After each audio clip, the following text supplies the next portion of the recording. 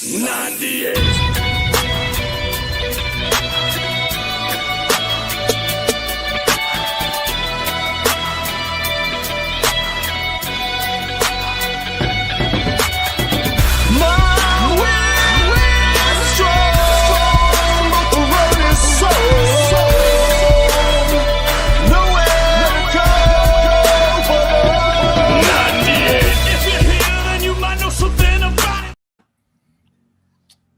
And we are live.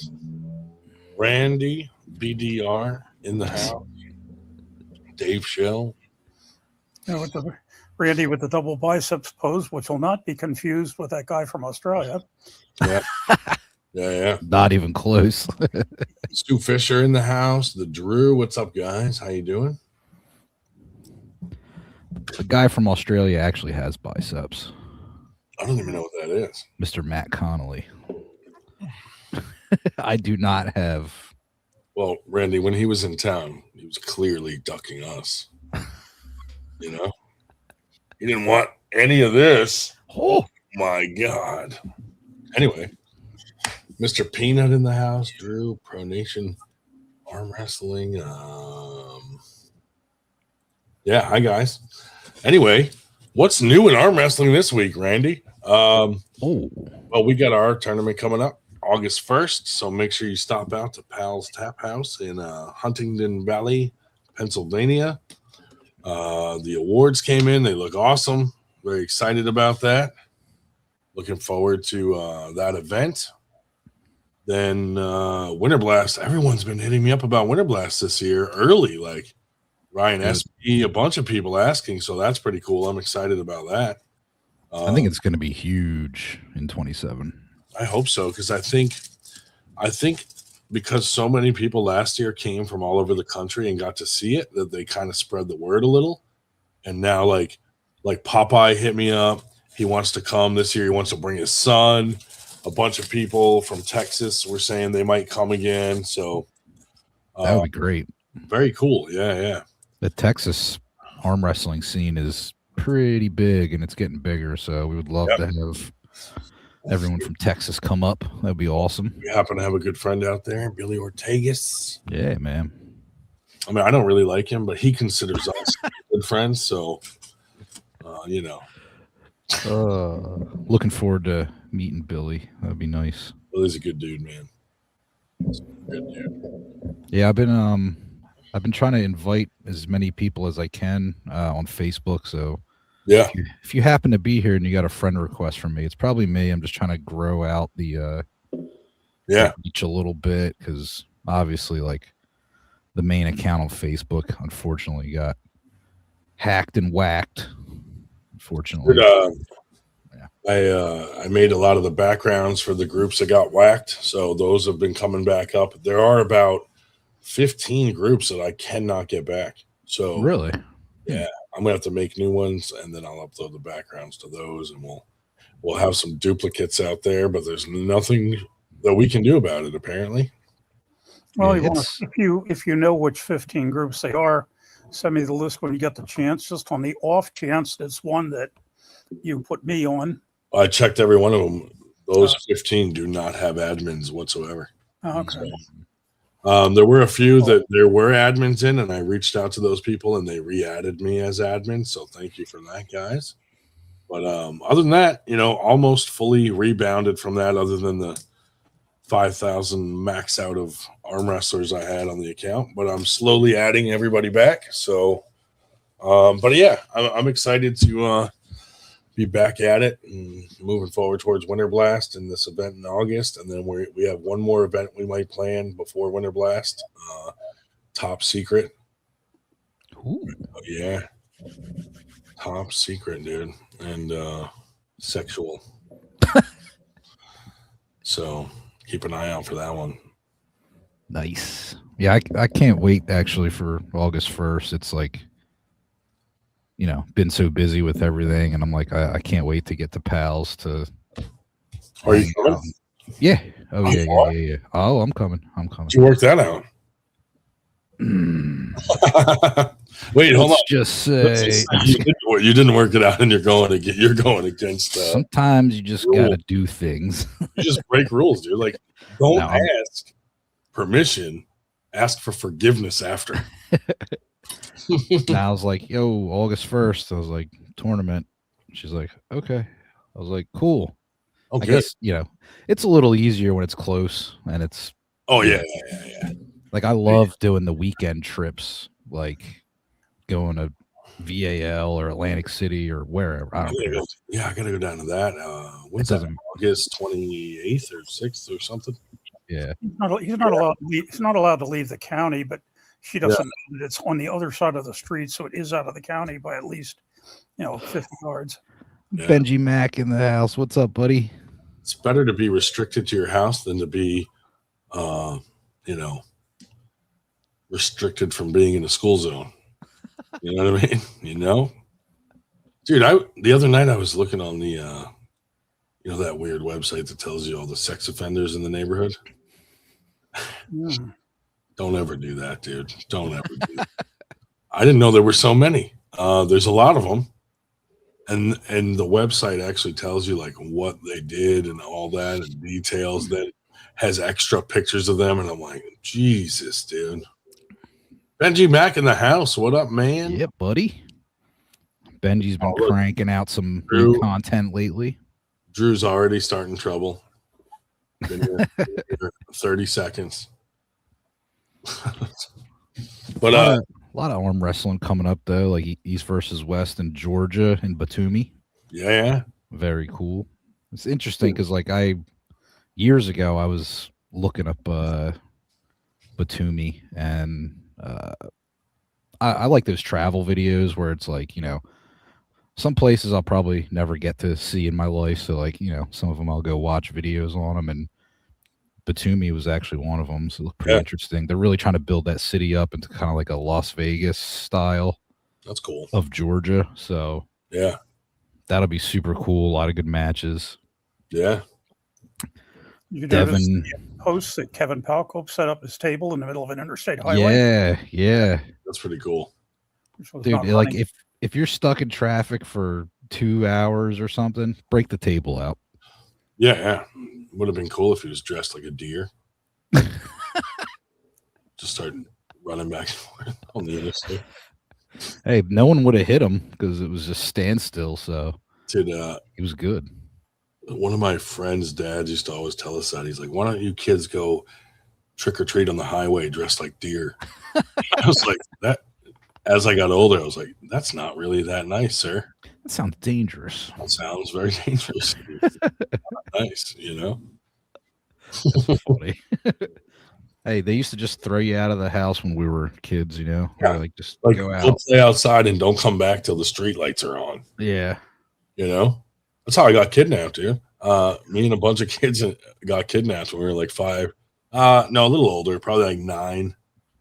Some weird guy kidnapped us. It was a weird story. I think I remember that one. Maybe I'll save that for the other podcast. Speaking of which, the other podcast, our episode about semen dust is out. So my God. Go check that out. It's called Can We Talk in Private? Stephanie Spencer was on it talking about her really strange stories. You could say that again. Good stuff. Yeah, we used to play games with the streetlight thing because, once again, on start a sentence with "I'm so old that," that predated the automatic, high that brought it on automatically because somebody was actually down in City Hall or wherever throwing the switches. Oh my God! So one street would come on before the other street. There, weren't in when the streetlights came on. Yeah, it just came on over there, but yeah. I thought maybe you were going to say like they had like torches and stuff. Yeah, that was the street. No, I don't lights. like go as far back as the gas lights, but I do predate the the electronic, the eye that. Yeah. I have to pay a street light tax in my neighborhood for that. It's ridiculous. Damn. Yeah, it's absurd. I got my school district taxes the street light week, and I'll tell you, one of the advantages of living in a very depressed school district, like the City of Allentown School District, is when it comes to the that rebate that they give you for the homestead. Oh my God, I make out like a bandit. My school tax are like $1,600, and they knock $1,000 off of it. Holy shit! Yeah. Well, my brother's out in the expensive western suburbs. He gets maybe 100 or 200 knocked off of his, but yeah, my school tax is actually cheaper than my city tax. But damn. Yeah, that's cool, Dad. Hey, that's when you don't live in a suburban mansion like you two. Suburban mansion. It's at the end of a row. End of a row in the city. I'm at the end of a row, thankfully. I got the end unit. I'm on a circle. Circle, huh? Yeah. So but the cool thing is anybody that comes down my street either lives there or is lost. Okay, so you have no exit. No exit. They got to go around the whole circle and back and then out. So, set up a table out there, dude. Be like, you may leave it until you arm wrestle me. Right? You could, dude. Just put it on the exit side of the road. Yeah. I wanted to set mine up in my neighborhood, like if they throw a neighborhood block party thing. They haven't done one in a couple of years though. They've done one next to my place, but I'm thinking, I don't know. I'm not sure if that's necessarily. I mean, I do have a separate umbrella liability policy, but I don't really want to use it. I wanted to do it, but then I'm like, that would suck to have all these people that have never arm wrestled beat someone who arm wrestles. Yeah. So I use that term loosely, loosely. Hey Dave, are they putting a data center? Yeah, well, they had a hearing last night. The big uproar is actually the suburban one out near Parkland High School. They're fighting that, but yeah, some people were raising hell about the one on just off of Mass Avenue on the south side. But I don't know. To be perfectly honest with you, I think there's more nonsense written about data centers on the internet than any other subject. With the about the water, and shit. Everything. The noise. When 90% of them use glycol and not affecting water at all, but whatever. The water, the noise, the heat, this. I forgot. Honest to God, they make it sound like they're putting a chemical dump next to your house.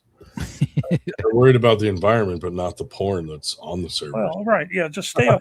Yeah, if you don't want data center, stay off your damn phone. You're the reason. Yeah, right. These guys are complaining about the impact of it on the environment while they're on freaking Chatterbait and Pornhub and stuff, contributing to the traffic. Yeah. It's all these damn arm wrestling AI posters, dude. Oh, got plenty of those.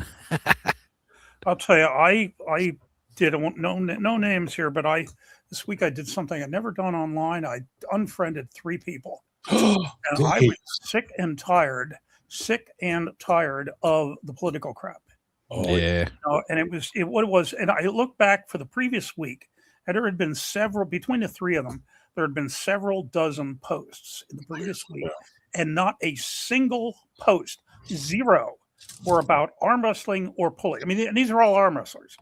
No post about pulling, no post about training, no post about anything except how Donald Trump and what's his name that South Carolina that just died, Lindsey Graham, or the Antichrist. And it was like, oh, for God's sake, shut up! I'm sick and tired of it. And so I finally, got rid of all 3 of them. I thought, oh, bullshit! I'm just not going to listen to this. Yeah, I've basically turned my Facebook into arm wrestling book at this point. I mean, if there had been any posts at all, like there's other people that I have friends on both sides. Those that think Trump's the Antichrist and those that think he's God's gift to the Western world. But they also put up other posts. Yeah. And that's fine. Even if it's just what they had for breakfast yesterday, but nothing except bitch. I'm sorry, I don't need it. Yeah. Politics aside, you can believe what you want, but like I can't make that like my identity. You know what I mean? Like, yeah. Honestly, I can't get obsessed with it. Well, I tell people, the whole thing is you convince 0 to change their mind and you piss off at least 50%. Well, that's my thing is, we're trying to promote events. Yeah. If I was strong in either direction and took a side, 50% of the community might not come to our events. Yeah. And I was always raised not to talk about politics, religion, things like that. It's just rude, and Oh, I'm willing to discuss any of the in the right civil manner. Yeah, in a civil manner, and in the right location. Yeah. Just like these.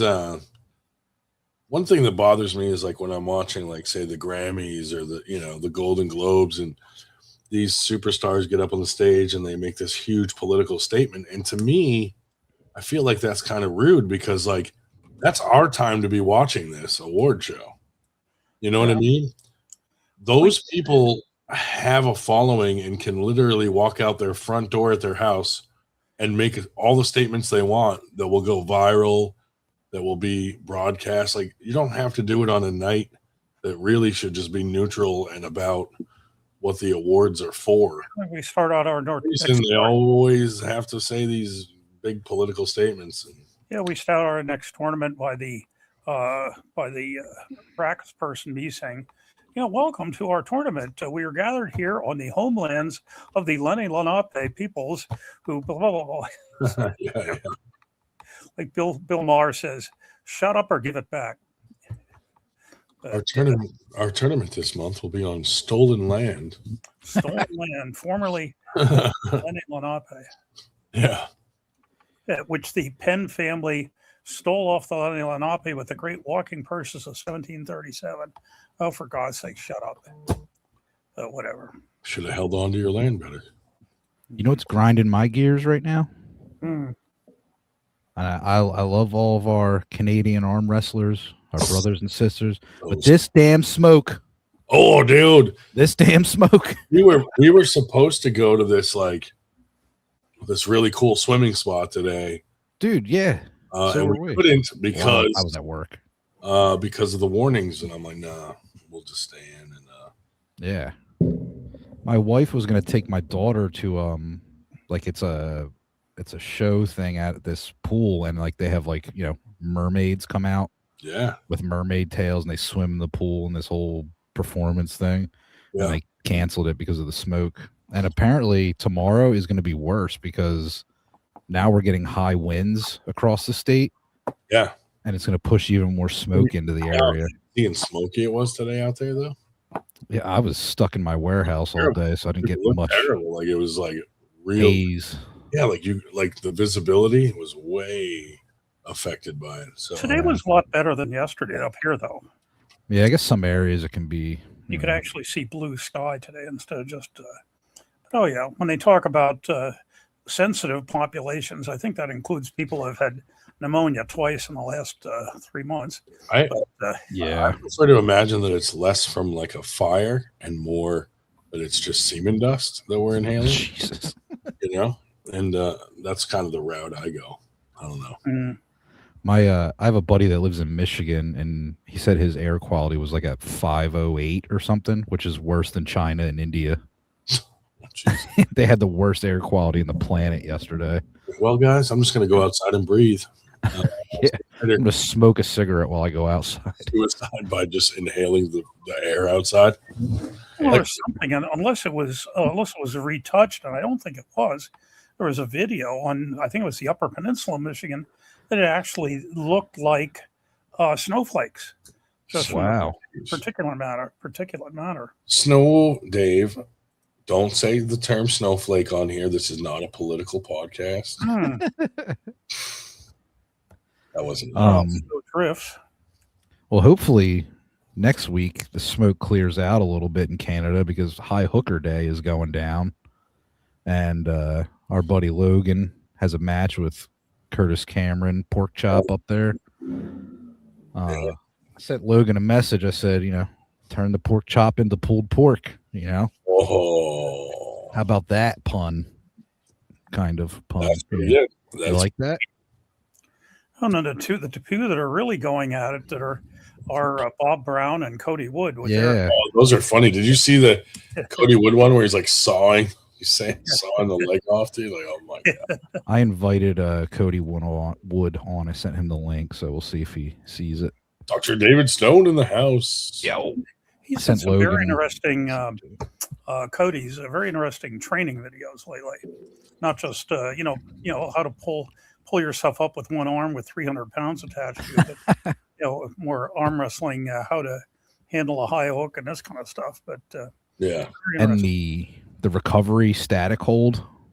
Yeah, I don't know if you saw that one. So like that's a topic, I guess, that's kind of interesting because like a lot of guys just do the light blood flow, the light rep, lightweight, high rep. But he was saying the static holds are better for the tendons, which is interesting. No, and that's I like that because that's the one thing I could actually contribute to a practice. Yeah, is basically sitting there with locking it with for 5 minutes or until their tendons. Yeah, he's been pumping out a lot of content, which is cool. Yeah, pretty excited to see that. And I know like Palco and Clint out there in Cleveland, they've been doing a lot more content, like arm wrestling on a highway. So that's pretty cool to see. Yeah, definitely. I like that stuff. It's like, does it smell like chlorine? Yeah, dude, it smells like a weird, slightly chemical, like smoky, weird smell. Ryan already told you what it was. Semen dust. Semen dust. Yeah, I like some of the different content you see coming around instead of just like kind of the same old stuff. So yeah. Well, in fact, everybody is so depressed in Minnesota. I see they just signed a law. The governor signed a law today to allow happy hour at senior citizen centers. Oh yeah. An hour or two every evening. They're allowed to, break out the alcohol. Hey, better happy hour than happy ending. That's wild. Especially at an old folks home. I don't know, dude. Some of those staff get all touchy-feely with the elderly. Like, could turn into both, honestly. Didn't they say some of those retirement homes have like extremely high rates of like STDs and stuff? Yeah, I've heard that before. Yeah, they get it from the pervy staff members. Is it from the staff members, or is it from them just? Well, where are they going to get it? From each other. I don't know. Year-old gets herpes from some staff member and then spreads it. Or crabs, or something, That was a new world's gift to the old world. Like the Europeans brought smallpox over, but the Indians shipped back syphilis, which had not existed before Columbus showed up. Most of them have prolapsed uteruses and weird stuff like that. So, I mean, technically, you could do something with them from 3 feet away. I don't know. I did find another event in August within the past weeks. We're now up to 20 events in August in the Northeast in 5 weeks. So we made it to the average 4 week. Yeah. Facts.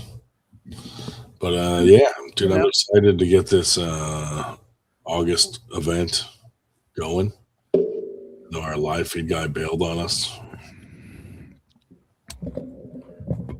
So no live feed for August 1st?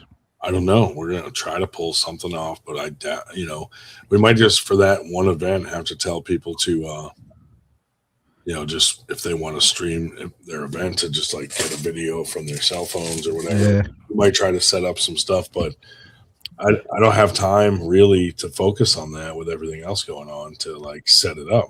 It might be kind of cool though. I have more time to know, but we didn't even find out till we announced the event, like a month out. So it might be kind of cool though to get like all the different content from different angles and shit from, whoever's there or like even like us. Like that might be kind of neat. Like just a different cut up on it.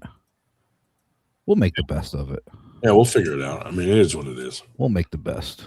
I mean, we've had a live feed at every event we've ever done, and one not having it, I'm sure someone out there will make a big deal of it and give a shit. But I think most people will understand that, like, we kind of got hit with it, Yeah, I think it's going to be a good event, though. I'm looking forward to it.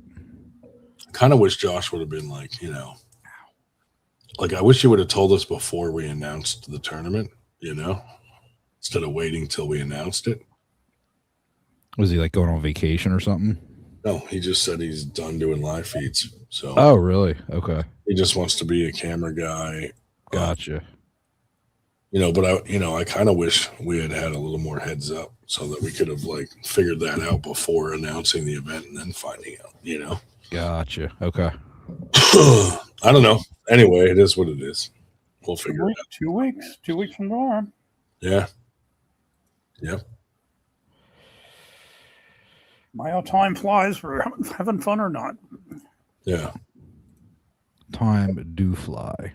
Can't wait though. It'd be good to see you, Randallson. Oh, dude, I'm stoked. Honestly, I can't wait. Like, it feels like it's been forever since Winter Blast. I know. It really does. It really does.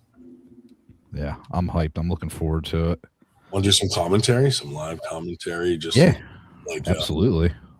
Obviously not on a live feed, but you could do some commentary like in the space. I love it. I love doing that. It's fun.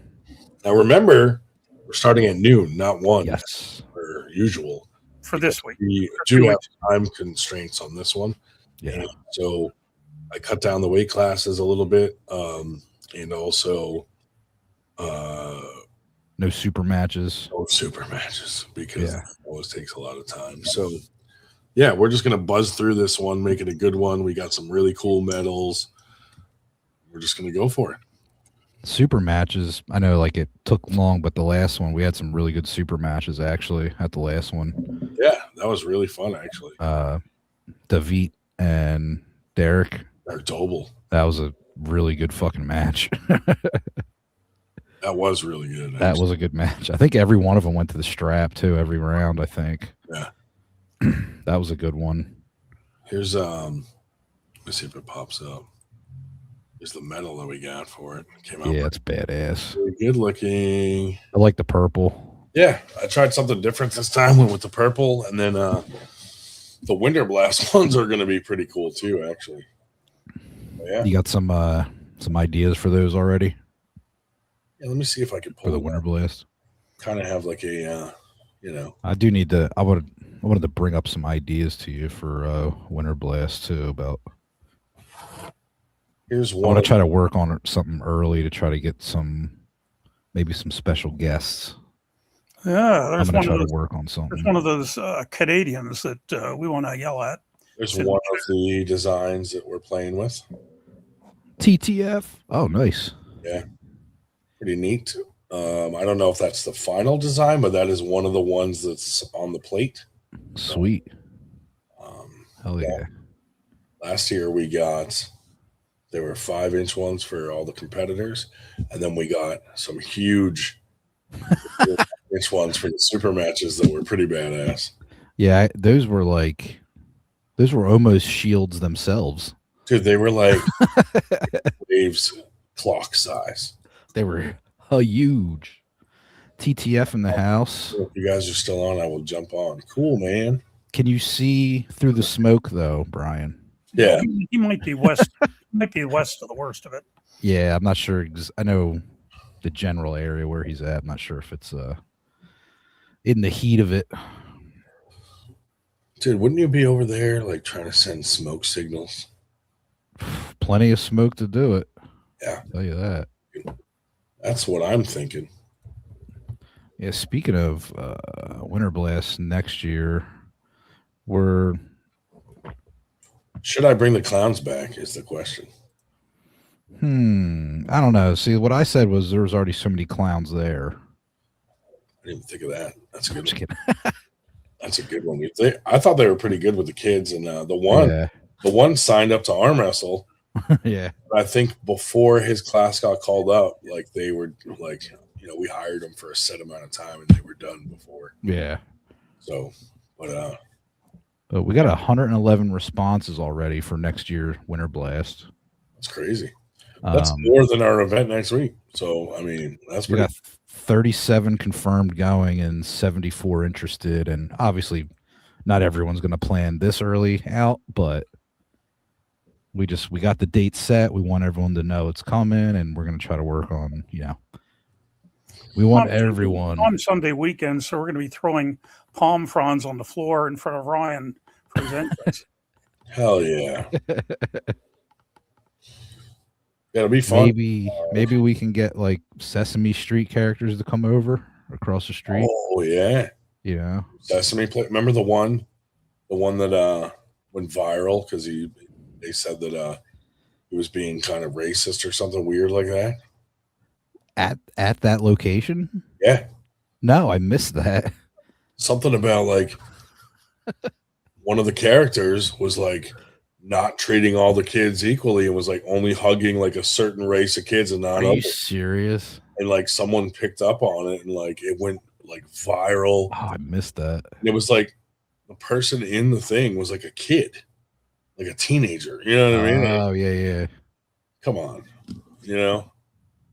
I don't know. Crazy. Maybe they didn't notice, but some parent videotaped. It was like, look, he's not hugging these kids, but he's hugging those kids, and they made a huge deal out of it. And I'm like, man, it's just a kid. They probably didn't even notice, what they're doing, or holy crap, probably can't see that well out of those costumes. And I mean, that wasn't even the bad part. Probably shouldn't have been jerking off, but. Some people do that in those costumes, and Sesame Place. Don't go there. It's dangerous. It is weird, like when you walk out of the hotel and you can hear all the sounds from across the street. Oh, what's that feedback? Hello. Testing. It's going now. Yeah. But yeah, did you notice that? When you go out, you can hear like some of the Sesame Street like sound effects. Oh yeah. Songs kicking on and weird stuff. Well, it's funny because there's also like a lot of people from out of town that are at that hotel specifically for Sesame Street too.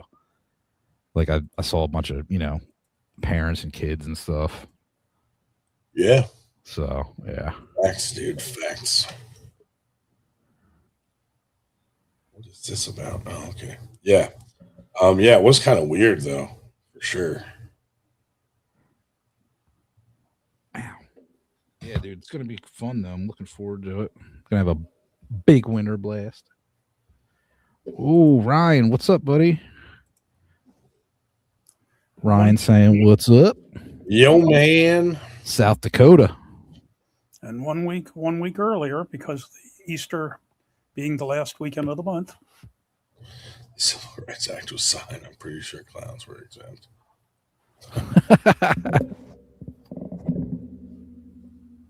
Good Lord. Yeah, I want to try to get see how many West Coast and some more Midwest guys come out to Winter Blast because that'd be cool. Yeah, I think the level, like you get all the people from all over the country, then maybe some people from Canada, maybe some guys from Mexico, wherever. Like I think the level could be through the roof this year. Yeah, next year at Winter Blast. Also, we're starting to take requests for super matches. So if you are someone there that wants a super match, I mean, I literally got super match requests for Winter Blast this year from before the last Winter Blast. People were like, hey, I want a match, but not at this Winter Blast, the next one. And I'm like, holy Jesus, dude, that's like a year and a half out. Yeah. But yeah, we got some kind of in the works. We got some plans. We got some people on the list that we have to, talk to and see if we can make it happen. But if you would like a match at Winter Blast and you're coming, let us know and we'll see if we can make that happen. Sal in the house. Sal, thank you for re-adding me as the admin on that group that I lost admin rights to from when I got hacked. So I appreciate that, buddy. But yeah, man, I'm looking forward to Winter Blast. It's gonna be good. Looks like we're already off to a good start with the event page. I think so. I still have some details I got to put in there, and I should have the hotel link soon for like discount on the hotel. Hell yeah! So looking good. So I'm gonna start reaching out to some of our sponsors and all that.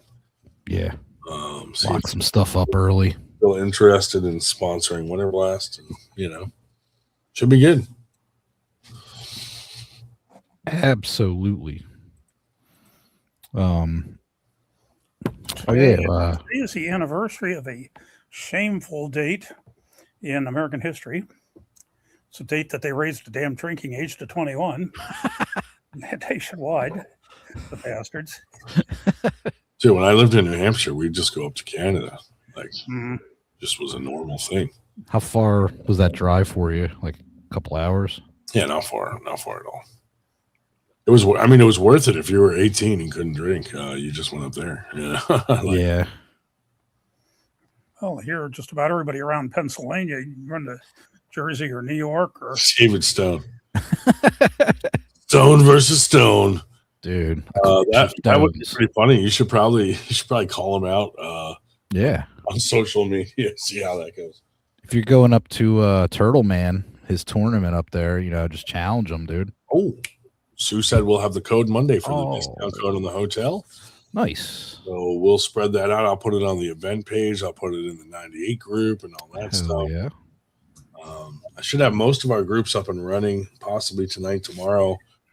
Because there's about 15 we got to redo, which kind of sucks because then there's going to be a duplicate, but at least those don't have a banner, so you'll be able to tell which one is the active one. So yeah. Then we got to re-invite people to those groups. Yep. So Randy, you, Dave, Sue, possibly may get some invites to be admin there. That way, we can never, if one of us gets hacked, like it's not going to affect it because one of us will be admin still and able to add the other person's new account and stuff like that. So, yeah. I get all these invitations to join this group, join that group. I think, oh my God, I'm already in about 72 gazillion groups. So I usually say no. But well, Dave, this is for a different reason. Oh yeah, no, this. But I'm saying, yeah. I just, oh God. Yeah, I'm in a lot of groups, but that's what helps us promote our events and specific groups. Did you see that Devin has a left arm match with Matt Yushchenko? Oh, I did see that. Yeah. Left arm. That's pretty cool. Interesting. Pretty cool card in Georgia. So that's 115 kilo left arm versus Matt Yushchenko. So yeah, we'll see what Dev's got in the left for that. And I know obviously Levon's going to be there as a guest, but I'm not sure what's going on with him as far as pulling because he's still not active. Sounds like he wants to pull in December in Vegas. Yeah. But we'll see. We'll see what happens there. But yeah. I don't know if that bicep injury was worse than anticipated, but yeah.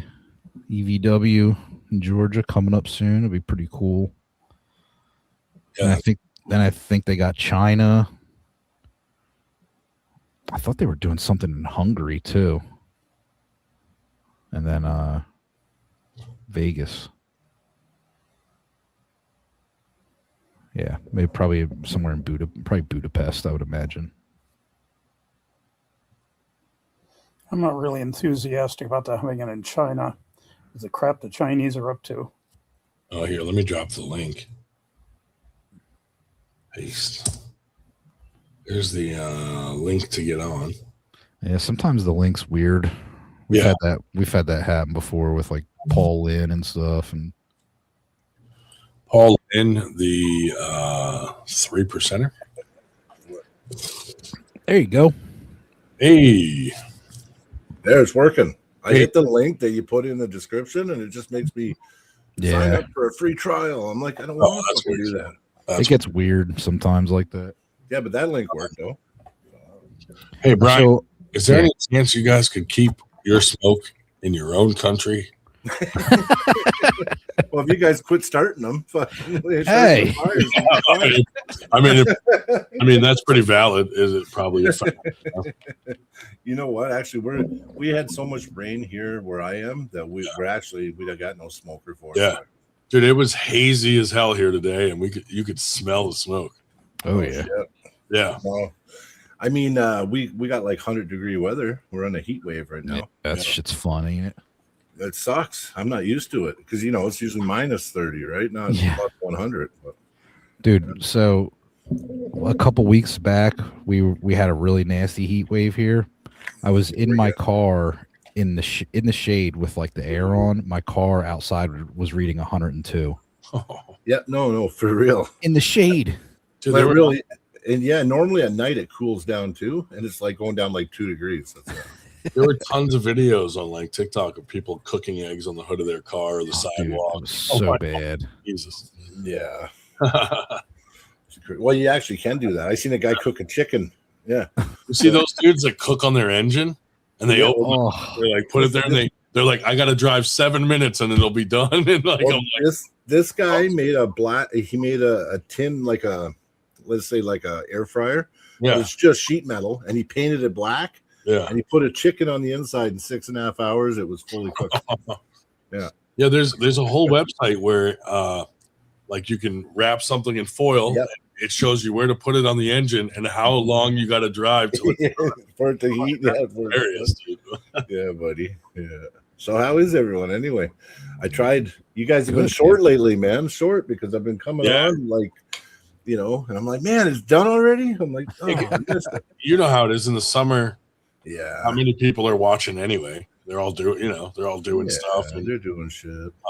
Yeah, we've just been keeping it short because Friday nights is a good night for me to like get a lot of stuff done on the computer. So like I've just been cutting it short so I can just work on stuff. But we used to go crazy amount of hours. But no, I get it. I've been busy too. We'll bring it back. We'll bring it back to the long ways. Yeah, we got Derek Smith finally coming on Tuesday. Yeah, I saw that. Yeah, he ignored my messages for a long time, but oh really? yeah. I remember you saying that. Yeah. But now, hey, because Austin Jaggers was on, and then Derek ended up in the chat, and they had a match at Winter Blast. Super match. Austin won. And Austin won it. Yeah, and Derek was pretty mad because he said he didn't know what the rules were going to be. So he was like training for different rules. Oh, I've never heard that excuse before. That's You know what's really funny is I was sitting with Tim Bresnan and Tim goes, "Look at Derek, dude, that big guy wearing Crocs, like, oh God, what a loser." And then like 2 minutes later he looks down and he goes, "Fuck, you're wearing Crocs too." And he just called Derek a loser, and I'm like trying to hide my feet under my feet. You're like, oh shit. Like, yeah, what a loser. Yeah. Paul Italia used to give you crap for wearing them, and then he found it comfy. Well, I used to make fun of people wearing Crocs all the time, and then I wore a pair, and I'm like, fuck, dude, these are comfortable as shit. And they're they're like my house slippers now. Like if I go out to take the trash out, like Crocs all day long. I know, because you know what? Comfort always wins in the end, brother. That's right. That's right, man. Yeah. You don't realize it till you're a little older, and then you're like, "This is important." Yeah. That's fun. Oh, I got good news. M Spot is back, baby. So you know that production that did a couple of my matches. Yeah, they moved to Vegas. So Dave Gelder moved to Vegas, and he's doing the World Championship of Poker. He's producing it. Nice. Oh shit! I liked it. It was cool. Yeah, and he's coming back. So it's either late September or October. He wants to do an all-woman super match night and do a big production on it. Yeah, and he's flying me down. I'm going to be the head ref of the league. Nice, dude. It's going to be cool, man. Yeah. I'm going to help promote it and everything. And then he wants to, do guys and girls, but he just wants to start it out with just all-girl super matches.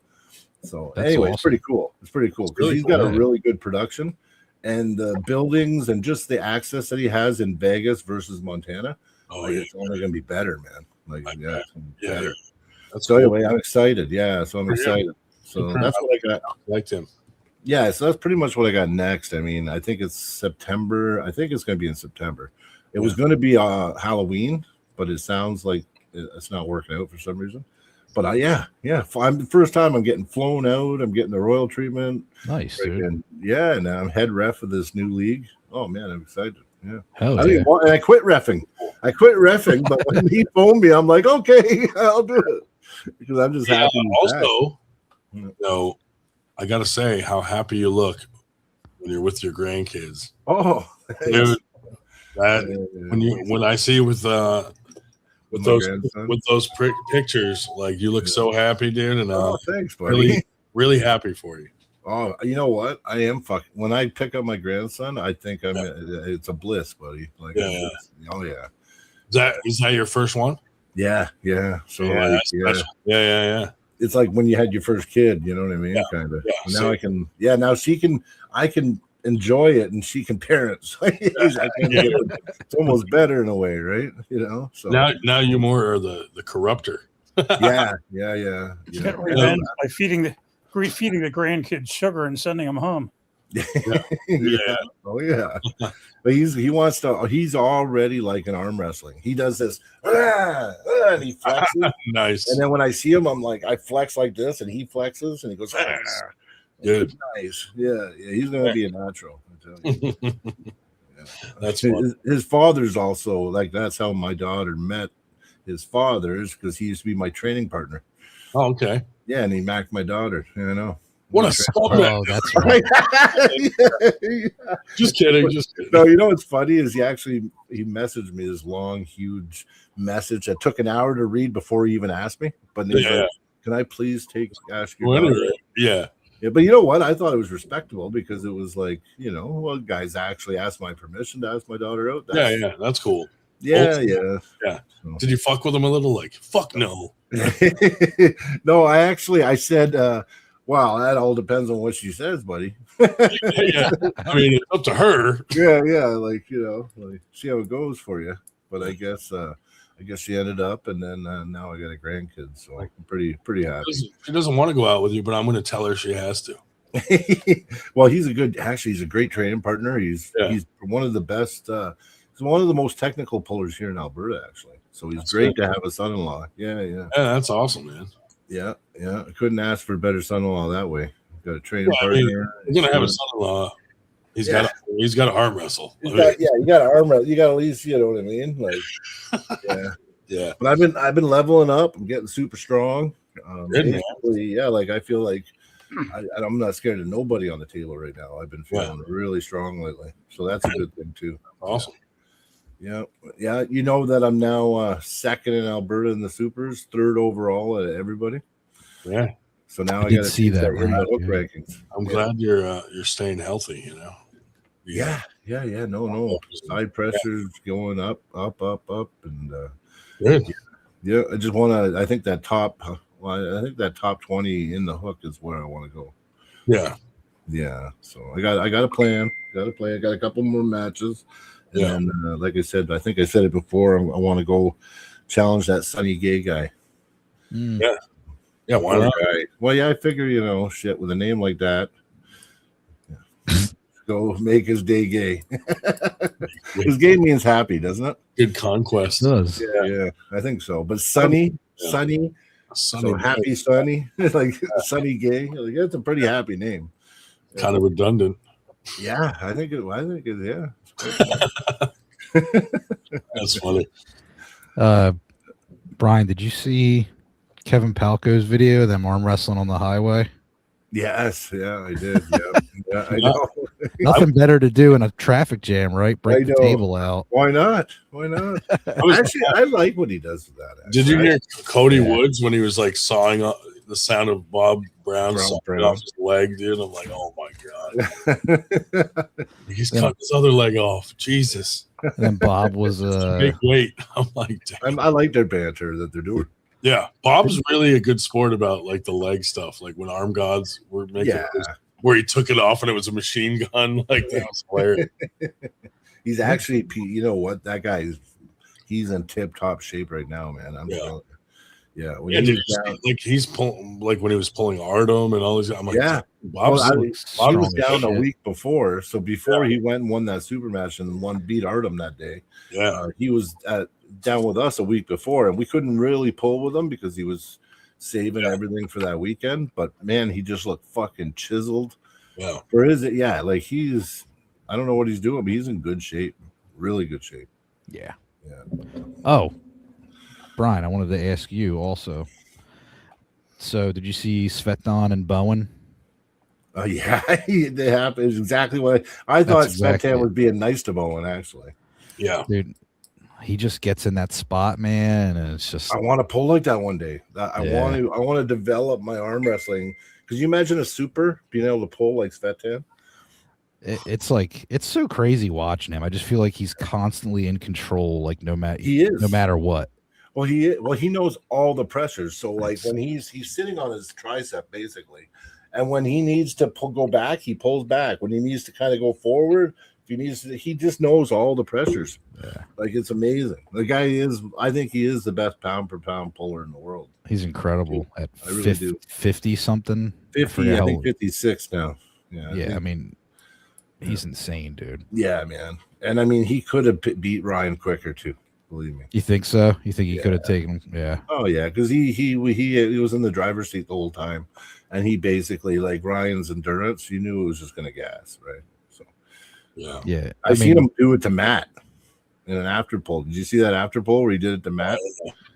And I mean, we know. Well, I know. What I missed that after pull actually. Yeah, there's an after pull out there. It's somewhere, and it's Matt pulling and him going, Matt going, fuck that, and he walked away from the table. yeah. Dude, he's so good. He is, and he's only like 165, 170 pounds. Like I've met him a couple times, and like when you look at him, you met him, didn't you? Yeah, but he doesn't look like an intimidating large dude. You know what I mean? Like me and him, like he's probably a couple inches taller than me. Yeah, he's one of my favorite arm wrestlers. And you know what? Everyone says, well, Brian, you hate the King's move. His is not a King's move. His is an actual real open hand top roll. Open hand top roll. Yeah. But it's a real open hand top roll. A King's move is when you go desperation, where you start your it is. It's when your humerus starts going upwards instead of straight across. If you sit on your tricep and you can control people from there, that's not a King's move. Yeah, I agree. Right? Like Svetlana, he's just sitting flush on his tricep.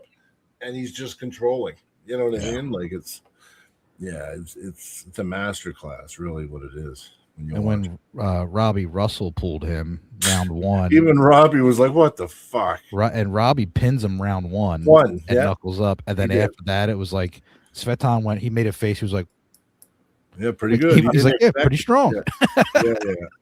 Yeah. No, Robbie was just like, I talked to Robbie afterwards, and he was like, "Man, he's like."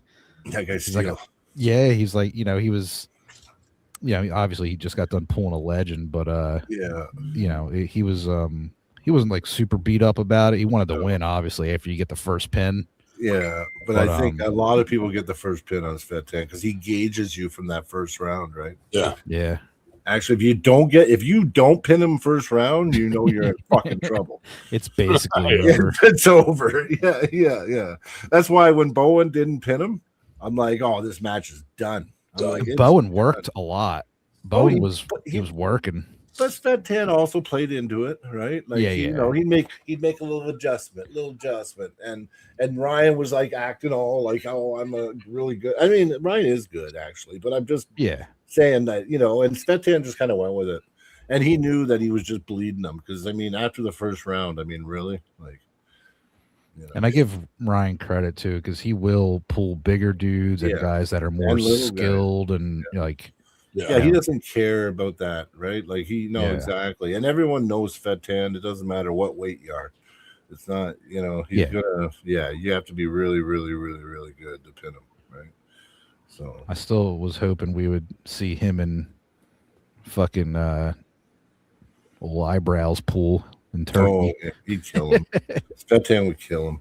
I think so. Listen, I'm going to be honest with you. I went back and I had some talks with different people from East versus West already, and they kind of didn't like my opinion on it just because it's controversial. But when Makarov pulled Ingen, that was pure fucking. And listen, it might have been without Ingen's knowledge, but that was rigged. That whole match was fucking rigged, and I don't care who doesn't like what I have to say about it.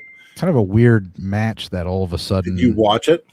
I did. Yeah. So when Makarov goes to the table, Ingen goes blam, and Makarov's like strong, walks away, he's calm, doesn't get fired up, walks back to the table, blam. Makarov's like, yep. And then he goes, and I watched it. There's no way. I know Makarov. He gets right fired up too. He goes to the table. He isn't just like, it was, his demeanor was like, this is riggery. You know what I mean? And then he goes to East versus West, pulls fucking Mindaugas, and you trying to tell me that guy got beat by Ingen and 3 flash pins? Like, fuck off. He was paid off in the eyebrow hair. Oh, yeah, listen, I don't think Ingen knew about it. I think Ingen thinks he's the greatest. Yeah, probably. Somebody went and paid fucking Makarov's people. He fucking laid down. I'm telling you, that was the worst match. Just watch it.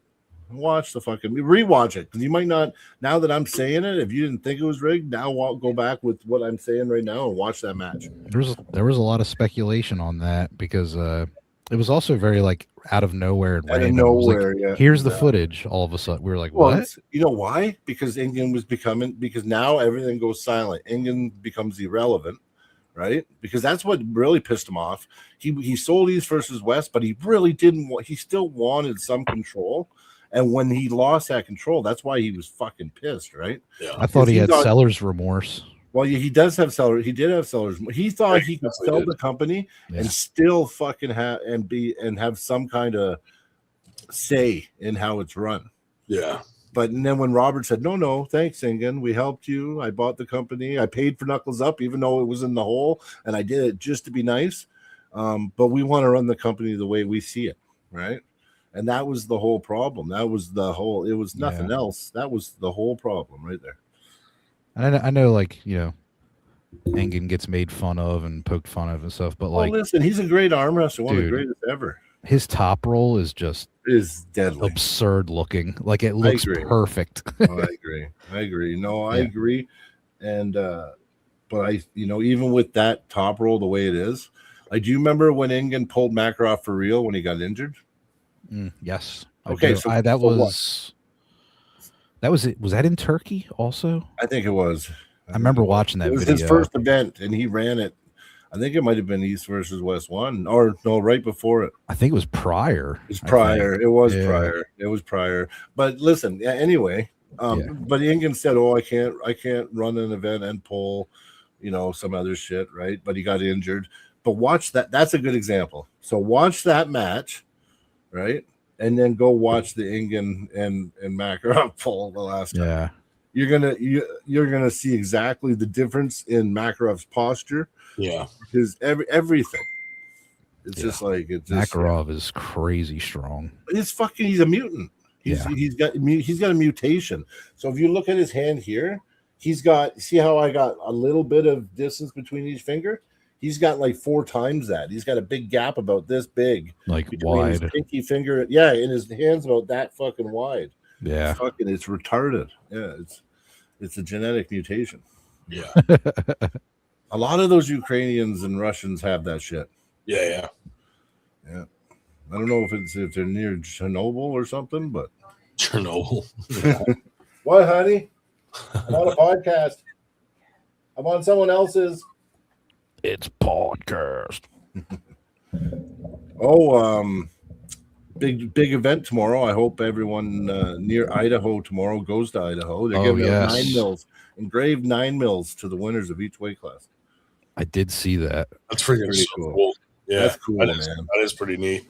Yeah, Alan's there, right?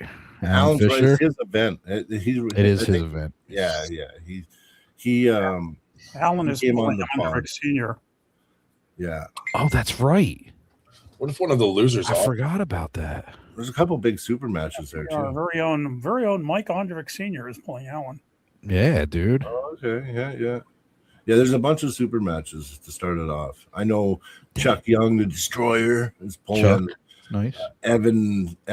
Scott Evans. Yeah, Scott Evans from Utah. Yeah. So I'm curious on that match. Mike flew out yesterday to Salt Lake, Newark to Salt Lake, and you're going to go up with Jesse and Julian. Oh, sweet. That's a nice little trek. It's going to be a wicked event. We got some guys from Alberta that actually drove up. They left today. Nice. Yeah, so I was gonna go, but I just money's tight. I feel you, man. Yeah, I gotta really, honestly, I gotta recoup some money out of my bankruptcy event, first 98 event. Boy, did I fuck that up. So. We've had plenty like that. Oh man, I just picked the worst time. That's all. It was just the month and it was a bad month. Yeah, there's our August 1st event. There's like 6 million events on that date. And it doesn't help. Winter Blast is already planned on. I'm like, well, it is what it is. Not only our tournament is August 1st, but that's the same day as East versus West in Georgia also. Listen, if Brian does all these tournaments, who's going to light the fires in Canada? Yeah. Well, I had to like really duck my head and just say, fuck it, whatever. Because that last event, you know what? It was amazing. We pulled everybody but Alberta people there. Like it was like I don't know what if it was just that first spring weekend where everyone was I don't know, but we had we had people from fucking the States. We had a guy from Washington State. We got all the other provinces. Yeah. And we had the best. We had the super heavyweights. We had the best 7 super heavyweights in Western Canada. That's shit. But the numbers were low for the overall. So we had like the elite of the elite, and then everyone said we kind of scared away our amateurs because, and I don't know why, because we ran an amateur class, so you could have just pulled amateur. But I've been preaching all this pull pro, you know what I mean? Get on the rankings and this and that. And a lot of people said people were just intimidated. I said, but even if you would have finished 9th or 8th, you would at least have been on the rankings, right? Yeah, gotta get the experience. Yeah, you know, I got to really look at where I went wrong and just think about this next one, how I want to, have people perceive. You learn more from the ones that are not good. Than the good ones. Did you see those fucking hammers? Yeah, those were not fucking cheap, man. Did you pay like over 200 for them or something? It was like it probably worked out about $200 a hammer. Yeah, Canadian, right? Yeah. 200 Canadian. Yeah. So it'd be like 160 American. Dude, like after Winter Blast, I got real quiet. 50, maybe 150. When my account got hacked, and then Winter Blast, and this and that, and I just felt like burnt out from like social media, and I just kind of like was like, you know what, I'm just gonna chill for a little bit. Yeah, because it does. You know what? Because there's a lot of because it's pretty toxic, right? And a lot of drama, and I handle it good, but sometimes it just builds up, and then it consumes you a bit, right? I agree. I always say that losses are like free directions to future wins. For sure they are. But I always learn more from like the tough ones. Ryan saying losses are lessons. Yep, it's true. No, it's true. Like you learn more from a loss than you definitely do from a win, you know? I always have. So anyway, it was one of those ones. I was trying to work out what was spent here, what was spent there, and then I started almost crying. I just said, "Fuck it." Yeah. Oh, because it's like there's thousands of dollars discrepancy. You know what I mean? Like thousands. Like what happened here? Yeah. Well, it's like with Winter Blast, we lost all of our T-shirt money. Yeah. Those T-shirts got every fucking red cent of it. They got commandeered, and then they got Dull cat. They got destroyed, and I'm like, why don't you just tell me what I need to do to get them? Like, do you need more money? That's the government, though. They don't give a shit. They don't give a shit. No. And they make shipping. I had to stop. So every month we did a raffle on our channel. Yeah. So we'd have like the monthly raffle, and like guys like Brian that's in the chat now, and Lucky and Carolyn, they would all get, like, every time they super chatted or just because they were a member, they would get entries to the raffle. But the shipping, man, like the tariff. I have to go first before I can post it. I have to pay, let's say it's $100 item. I got to pay $33 in tariffs. Yeah. Then I go to the post office. They scan the fucking U.S. customs thing that I just paid $33 for. Then they charge me a duty still somehow. Yep. And then they go, it's $30 shipping. And it was like, what the fuck? I'm like, I'm not even making that much on the channel. It's going to cost every cent we make on the channel to send one raffle prize. Yeah. So I had to stop. I had to stop the raffle for now, unless the mail gets sorted. I used to send to the States all the time. It was not a big deal. But the tariff thing, man, boy, that hurt. Smuggle them across the border and have somebody mail them from Bozeman. Well, you know what? We do get a lot of shit delivered to our friends in Montana because it's only 2.5 hours, right? So a lot of times when I go down for an event, I'll just throw the shit in my truck and back, right? Yeah, I shipped a shirt to Sault Ste. Marie, Michigan, because the people, they have a post office box in Sault Ste. Marie, Michigan. Drive over from Sault Ste. Marie, Ontario. Yeah. Oh, you guys both have a Sault Ste. Marie. I've been to Sault Ste. Marie when I was younger. Yeah, I don't remember who the hell it was. Get one of those T-shirt cannons and just shoot them across the border. Yeah. Yeah. So speaking of tariffs, quick, the company I work for, we submitted for our reimbursement because they ruled them illegal. So we have $120,000 worth of tariff money coming back. Oh fuck. Yeah, dude. Once the government gets around to giving it to you. Oh, dude, the process just to get approved was like weeks. And then now we're gonna be waiting till the end of the year for that money. Like, whose dick do I gotta suck to get this money back? Yeah, dude, it's crazy. Well, because and the thing is, this is all happening, and they're making changes to shit every week. Oh yeah. So like they can't even keep up with their own fucking changes. So then everything takes forever because the government don't know. Dude, no lie. So you have to call this number to get, to speak to somebody to get the process started.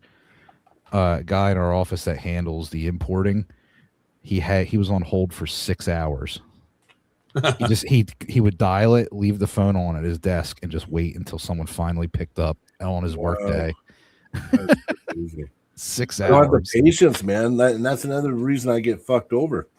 Because the government will send me something and it'll be like, if you don't do this, we were going to, garnish your wages and freeze your bank account. And then you try to phone them. Oh, you're 20th or no, 121st in line. The average wait time for this is 3 hours. And you know what I mean? It's like, well, I hang up and then I can never get through. So guess what happens? Something bad happens to me. Yeah. Oh, yeah. Carolyn. Hey, Carolyn. I never see Carolyn.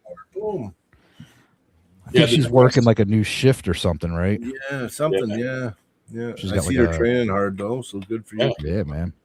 Yeah, the U.S. custom guys don't mess around. Like, literally, the shirts were 10 minutes from my house, and they said no. And then they shipped them to Tennessee and destroyed. And had them destroyed there. And I finally got up. That makes no sense. And they're like, I don't know how you got this number, but once they're here, you don't get them back. I was like, fuck. What the hell, man? I swear, I think Dulcet tried to sneak them in a way where he didn't have to pay as much tariffs or something. Well, I don't know because they changed. The thing is they did change. There was a bunch of changes, and it wasn't just you guys. I know some other people that had some similar issues. Yeah, the law changed. Dion had the same issue exactly. Dion, him to Dion, and that. Me and him were working on that. Nothing could. But I mean, I had shit sent right after that, and they came fine. Right, but I didn't get it from Dual Cat or whatever. So maybe he is doing something shady, right? I don't know. I know he's bugging me. He sends me fucking messages every week, and I'm like, "Listen, I gave you shit. I told you to make good with my friends, and your message. You think I'm gonna fucking buy shit from you?" Yeah. He messaged me the other day. It was like, "Hey, elder brother," and I was like, I'm not your elder brother anymore. I'm like, you screwed us, dude. Like, come on. Yeah. He thinks you're going to still put another order in. Yeah. You know what? You're better off just spending the money domestically and guaranteeing you're going to get your item. You know what I mean? Yeah, but it's such a difference in price, man. Oh, like, it is, but we break the bank difference. Yeah. But even just Billa is pretty good. Billa's good. They never using him and finding. He actually like at least price than.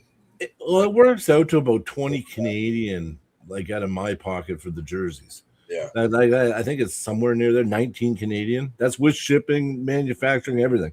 So that's like $13, $14 US. I don't know. Yeah. So it's a pretty good deal. But it depends on how many you buy too, right? Because if it's only so many, then they'll give you a better deal if you buy double that, right? Ryan, how much did you spend for that? It was like 2,500 or something. Yeah, a little over. Yeah. Just light it on fire. And lit it on fire. Dude. That's crazy, though. There we go. Yeah, and it was 5 minutes from where you are. Yeah. So they're going to spend the money. They're going to spend the money to have it shipped to Tennessee to get destroyed. Yeah. They came to Philadelphia. Yeah. And I'm like, I can just come over and pick them up right now. Like, tell me what I got to do. And they're like, no. There were some fees missing. And I'm like, well, what's the fee? I'll just pay them. Yeah. And nothing. Dude, I was like, you got to be kidding me. Yep. I know. It makes no sense, especially if you're willing to pay them. And then I ordered the shirts, and then I got a whole bunch of custom straps made for our handles. Okay. Yeah. All that shit gone. And I was all with it. And I had to pay extra because some of them have like just one little metal clip on it, and when you pay that tariff, baby, that metal like triples the fucking tariff. All of it just gone. I'm like, you gotta be kidding me, man. No, that's retarded, man. The one speaking of tariffs again, the one container that I had at work alone, we paid $18,000 in tariffs because it was a 40-foot full of Chinese metal. Oh my god, 18 grand in tariffs, dude. Yeah, I know, but then it's like, is can the Chinese produce it and pay and it still be profitable? There's something wrong. Because it's like those tariffs, that's crazy tariffs, man. Well, that tariffs, and that's what we pay to the U.S. government. That don't go to China. That's not even China. Oh, wow. No. The tariffs are imposed. We pay the government, government, but because we are buying it from China. So we're getting penalized for it. That's how tariffs work. So they're fucking their own people with the tariffs? Yes. I thought it was just fucking Canada. No. I was like, well, I don't blame them really, because if you got some fucking queer in office, then you know what I mean. I don't like the guy. I don't like our prime minister at all. So. Yeah, they put these tariffs on to try to prevent people from buying from these foreign countries, so you buy domestically. So it's a way to try to hurt China or India. You don't hurt your own whoever. people, though. Yeah, it hurts the businesses, dude. The thing is if you're trying, so listen, I mean, it's a free country, right? So you want to make as much money as possible, and the government should want you to make as much money as possible, because that's what builds the economy. And actually, smaller businesses are actually the backbone of every country's economy. So by tariffing the fuck out of your own small businesses, you're counterproductive and therefore hurting the economy. So that I don't even understand it. That $120K I told you we're getting back. Yeah. That is being paid to us by the federal government with interest. They're actually putting interest on it. Oh, that's good. Well, at least they're doing that. But yeah, none of that money comes from China to us. That all comes from the government collected that money from us. They collected it from you, but they're giving it back to you. Yeah. Well, that's kind of okay. It's going to take a while. You didn't tell me you're getting it back. No, that's what I said. The 120 earlier when I told you about the tariffs. That's what we're getting back. Well, but just look at it like a fucking savings account. Then be like, hey guys, let's fucking pay these tariffs because they're just going to give it back to us at the end of the year.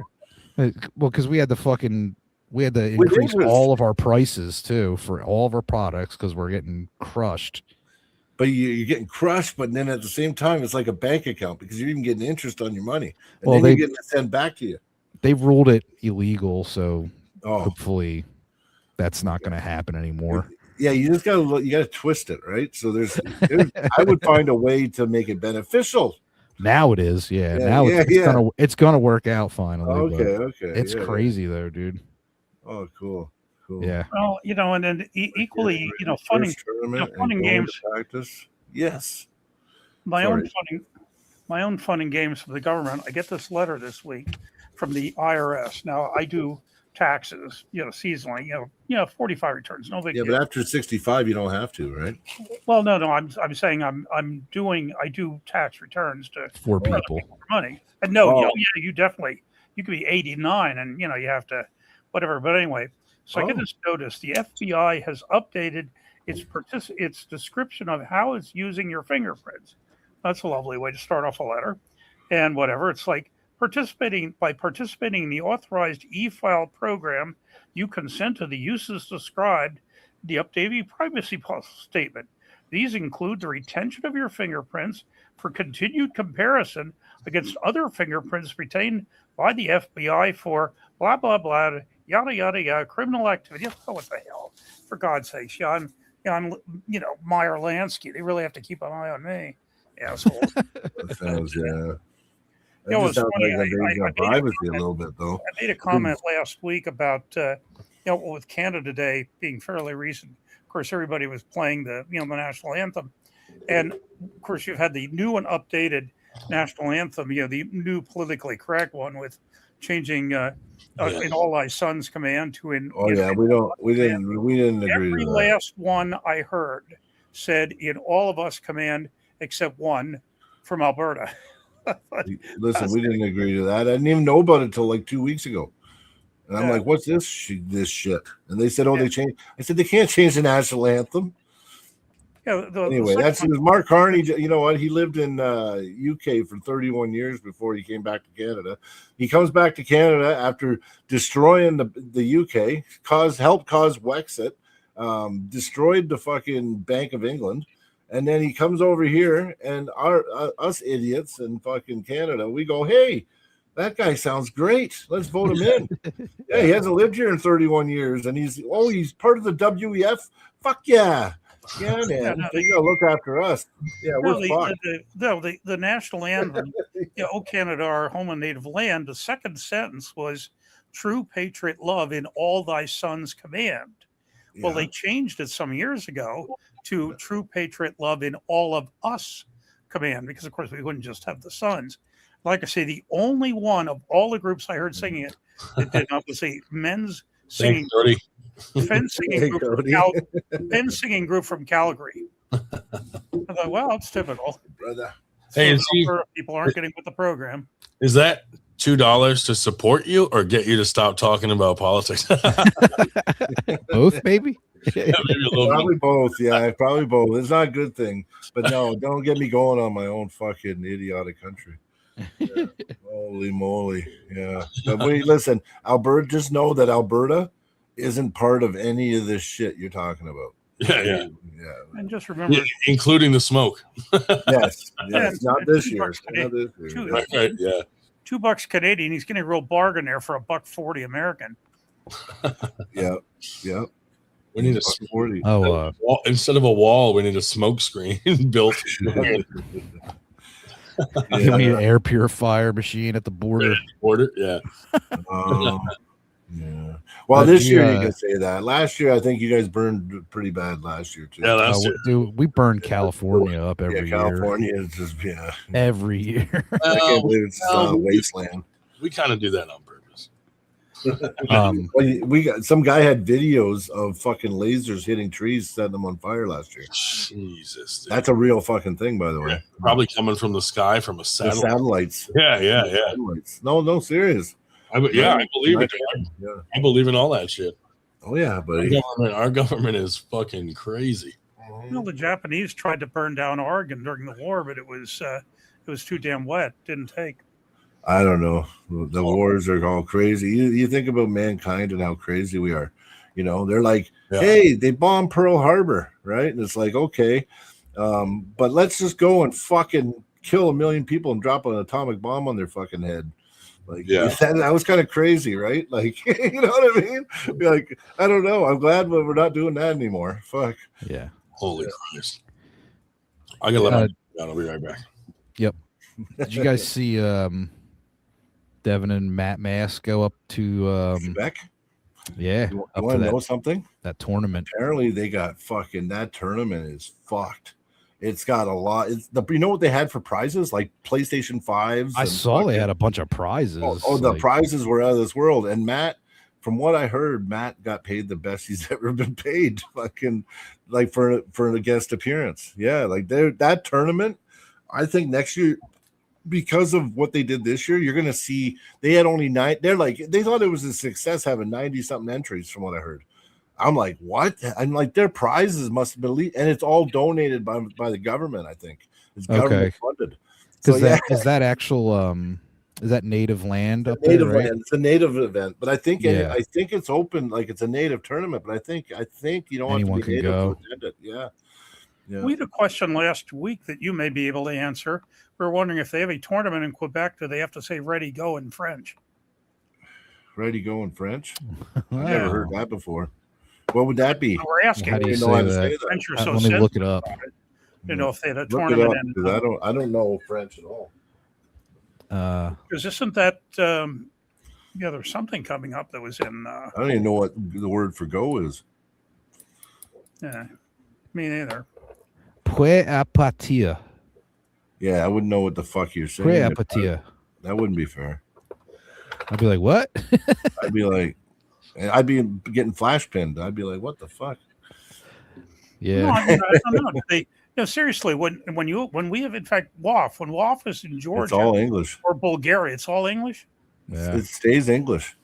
It stays ready to go, no matter where you're in the It's world. like it's like the international aviation. Everything's in English. Yeah. Oh yeah, Cody says it's in support. No, it was in support of the channel. So, well, thanks for the $2. I hope you're having a good time. Cody's out at camp right now, so it sucks because a lot of the people that work here are rig workers and stuff, and he's a scaffolder or whatever, but he has to go to camp, so he goes like 10 days out, 7 days back, or something like that. Gotcha. Yeah. Like a lot of guys do that. Some guys 20 days out, 10 days in, 20 days out, 10 days in. It's a tough job. Yeah, man. From what I've seen. Drillers, right? They're doing the oil drilling. Yeah, that shit looks tough. Alberta's like big oil, right? Oh, like yeah. Anybody with money works in the oil field or something to do with oil, right? So, yeah, it pays really good though. Matt's still working. Matt's still, yeah, fields, he's got a sweet gig, right? And yeah. And he might even, I don't know. I remember him talking. He might even get moved up into management eventually. Yeah, and move to Calgary. Fucking imagine he was my neighbor here. Fuck, that would be awesome. Because like he holds practices, but I can only go to one here and there because it's all the way in Red Deer. And I just haven't had the time. Like I have a trailer out there at Sylvan Lake, and I don't even get out there. So, but if he was right in Calgary, fuck, my level would go up quick because I get to pull him out all the time. Cody's saying the fire is only 7 kilometers away from him. They're on evac notice. Oh wow. Okay. So, yeah. Yeah. Well, he's out there somewhere, right? So crazy. Would you see the video with the train that they had to rescue? Yeah, that didn't even look real, dude. It was so crazy that it was like swallowed by flames. Holy fuck.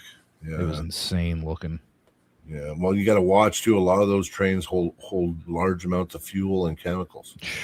So, it was like a CP rail or something. Was it a passenger train or was it a cargo? I don't know. I'm not sure. The videos were from the cab. Yeah. But yeah, I mean, they got really nasty chemicals in some of those fucking cars. Yeah. Oh yeah. Definitely. Oh yeah. Yeah. It definitely would be a fucking massive disaster if one of them blew up. Yeah. Fuck. Yeah, don't need none of that. No. That's crazy. No. Yeah. But so what else is new over there? Not much. We got our tournament coming up August 1st. Ryan just got the medals in.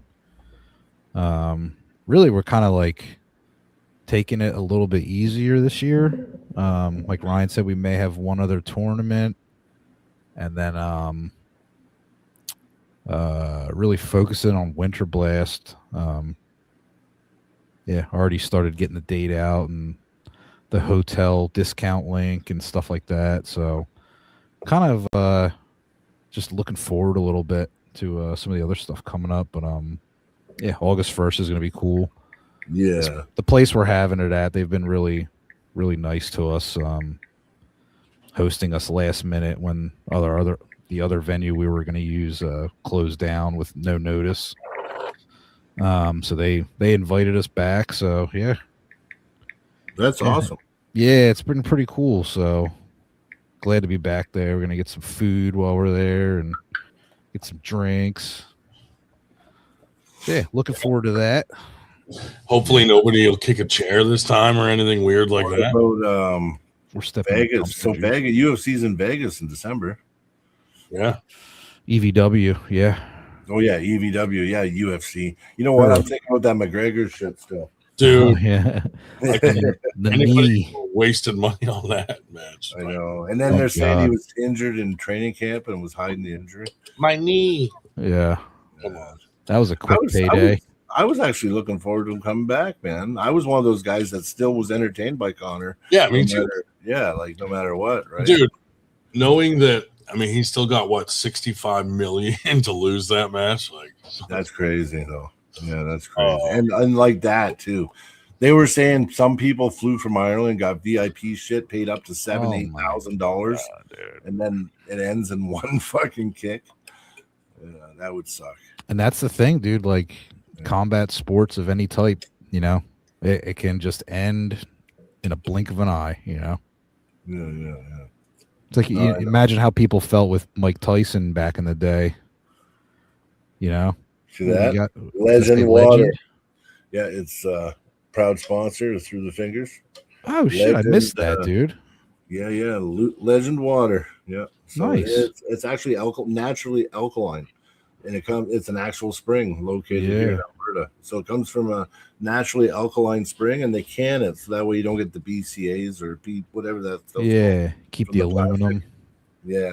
Nice. Well, yeah, aluminum. I mean, aluminum only gives you Alzheimer's, right? So yeah, fuck the other stuff gives you cancer. Yeah, so I don't know which you one's can't better. win. Just pick one. Oh, but great water though. That's awesome. Hey, actually, it's got all the minerals and it's actually pretty good. I'm surprised that they sponsored us, but you know what? I actually really like their product. Like, that's really awesome. That's even better then. Yeah. So yeah, it does help a lot. I'm gonna see. You know, we were talking about the next event. We got our drinks will be covered from Legend. And then I was going to hit up Robert Baxter and see if Five Guys can sponsor our event for food. We'll do Five Guys burgers. Oh, they're good. Catered in. Yeah. Or at least give us a huge discount. You know, Five Guys is awesome. It is expensive, but it's good though. It is good. The burgers are sloppy, but they're good. Yeah. You got to have like some wet wipes with you because it gets all over you. Yeah. I don't know. Here, the Five Guys burgers, they stack up the patties like this, and the shit is so loaded, it just all falls out. So when you take a bite, it like slops down your chin and down your chest. Yeah, this is good. Down here, I don't know about you guys up there, we're having this diarrhea outbreak from Taco Bell lettuce. Oh, Taco Bell. Yeah, we don't have a lot left though. A lot of them have closed down here. So yeah, they have salmonella in the lettuce. That happened years ago with Taco Time, actually. Oh yeah. This is what is it called? Psoriatic. Oh no, but it's always the damn lettuce. It's the lettuce, dude. Psoriatic diarrhea. You get diarrhea for like 2 weeks. It's the stuff that you know what though. The lettuce has gotten so bad now. The amount of chemicals, like honestly, unless it's like locally grown, because so much of it is imported now because Bill Gates took over all our farms and shut them down. So now even like in season, we're still getting import shit, but the stuff is just sprayed down so heavily because it's got to survive and last to get here, and then it's not the same, right? Yeah, it's been. I don't know, man. I don't know what you do anymore unless you just have your own cows and pigs and chicken coop and just do everything yourself. It's the only way you can actually be healthy now. Homestead. I was hoping to get it because a lot of those people are losing a lot of weight, and it's true. Be like a weight loss. Yeah. Well, see, I had a huge a parasite when I was in my 20s. Yeah, I was salmon fishing, and these salmon that year, shit! I picked it up, and I must have transferred the parasite eggs on my hand. To you, yeah, and I got the parasite, and fuck, man, like it ate everything in me, and I couldn't. I was either pissing out my ass or throwing up, and every time I ate, I would bloat right. It was bad. I lost like 20 pounds in like 2 weeks. Oh yeah. Just get a parasite, dude. Maybe I gotta go salmon fishing. Yeah. No, it was brutal. I saw a guy talking about that with like people that hunt bear and eat bear. Oh yeah. They said bear carry like some of the most parasites in the wild because they eat salmon. They eat all stuff out there. One guy was like, "Yeah, don't eat bear, dude." He's like, "It's full of parasites." They get like massive worms and shit too. Gnarly. Yeah, you see it with it hanging out of his butt. Yeah, dude. It's nasty. Nasty, yeah. And then he's dragging his ass on the ground, and he pulls it out 4 feet, and it's just like bouncing behind him. Oh dude, it's so disgusting. That guy in the news that they kind of portrayed as a hero because a bear was running towards him, and he's blasted it with bear spray, and I'm like, how is that heroic, dude? You had the bear spray ready. You know what I mean? It's not like he fought it off with his bare hands. Like, he had to have seen the bear and went and got the bear spray. He didn't just have it, you know? Yeah, like, that's a dick move. You know what's sucking too is the amount of AI now. So it's getting so bad that you don't know what's real. I don't even know what's fucking real anymore. Like, it's gotten that bad. Yeah. Like, yeah. I don't like AI is only going to get better too. Dude, it is getting better, man. Yeah. I was playing around with it this morning as a joke. Hold on. Let me see if it will let me upload this picture. I was playing around with this as a joke today. Look how real this looks, dude. Everly.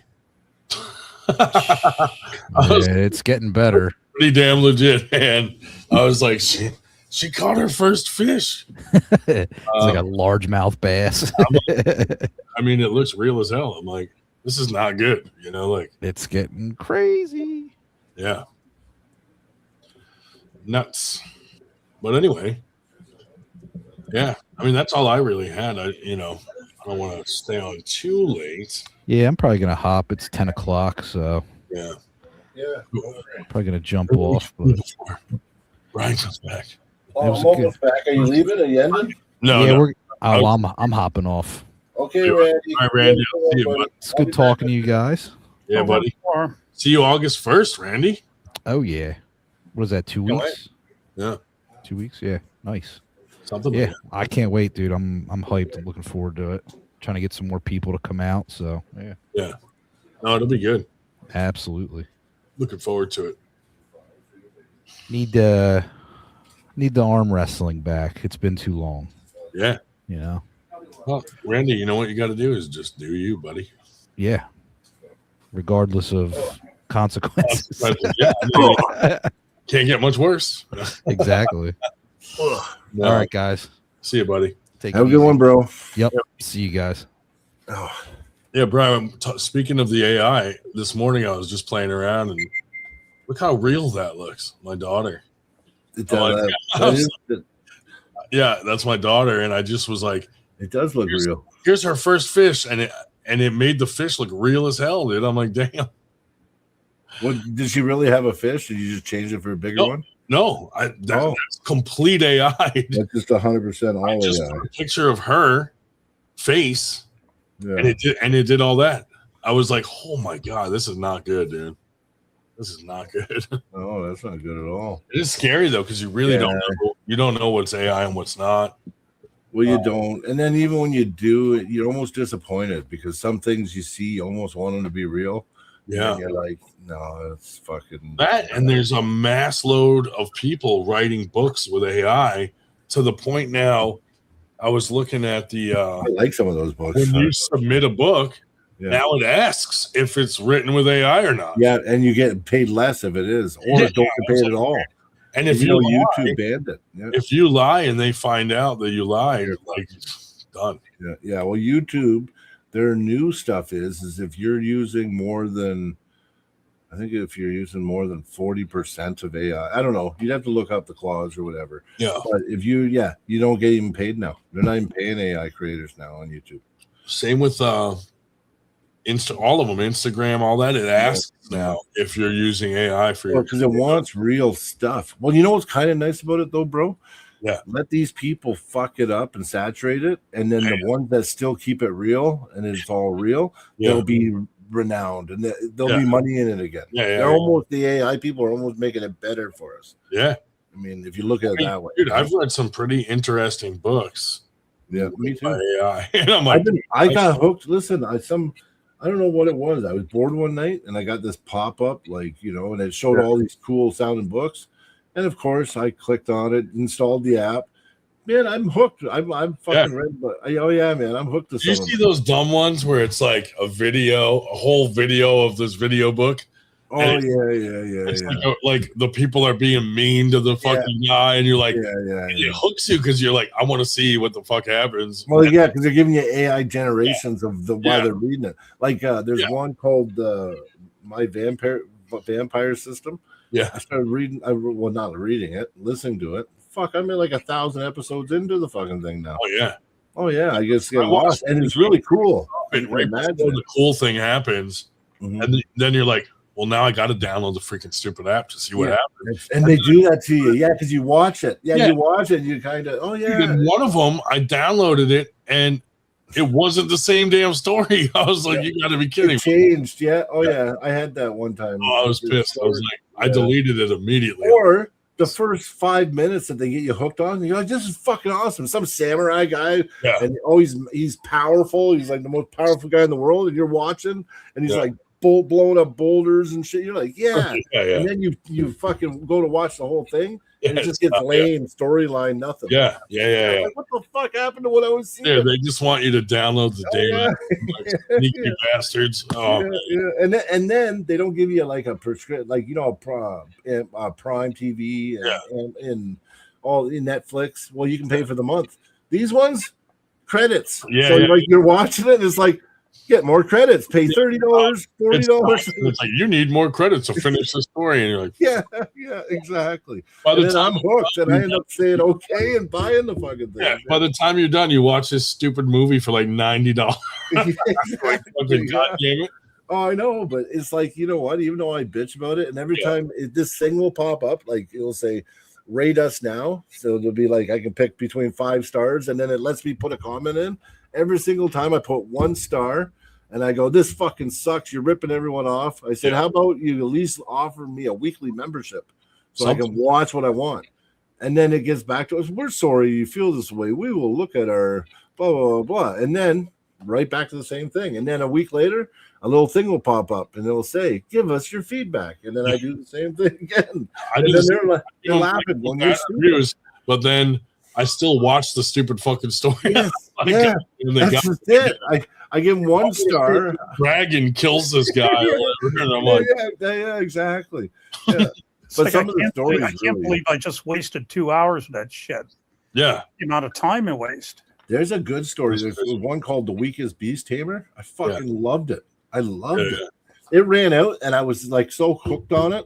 I was upset that there was no more episodes. I was like, what do I do now? Yeah, I watched one. It was like a homeless guy, but he was really a billionaire, and like he stood up for a lady and helped her, and then she like started dating him, and then all her friends were making fun of him, and like you wanted to see the end so bad that you subscribe, and then you're fucked. You're screwed.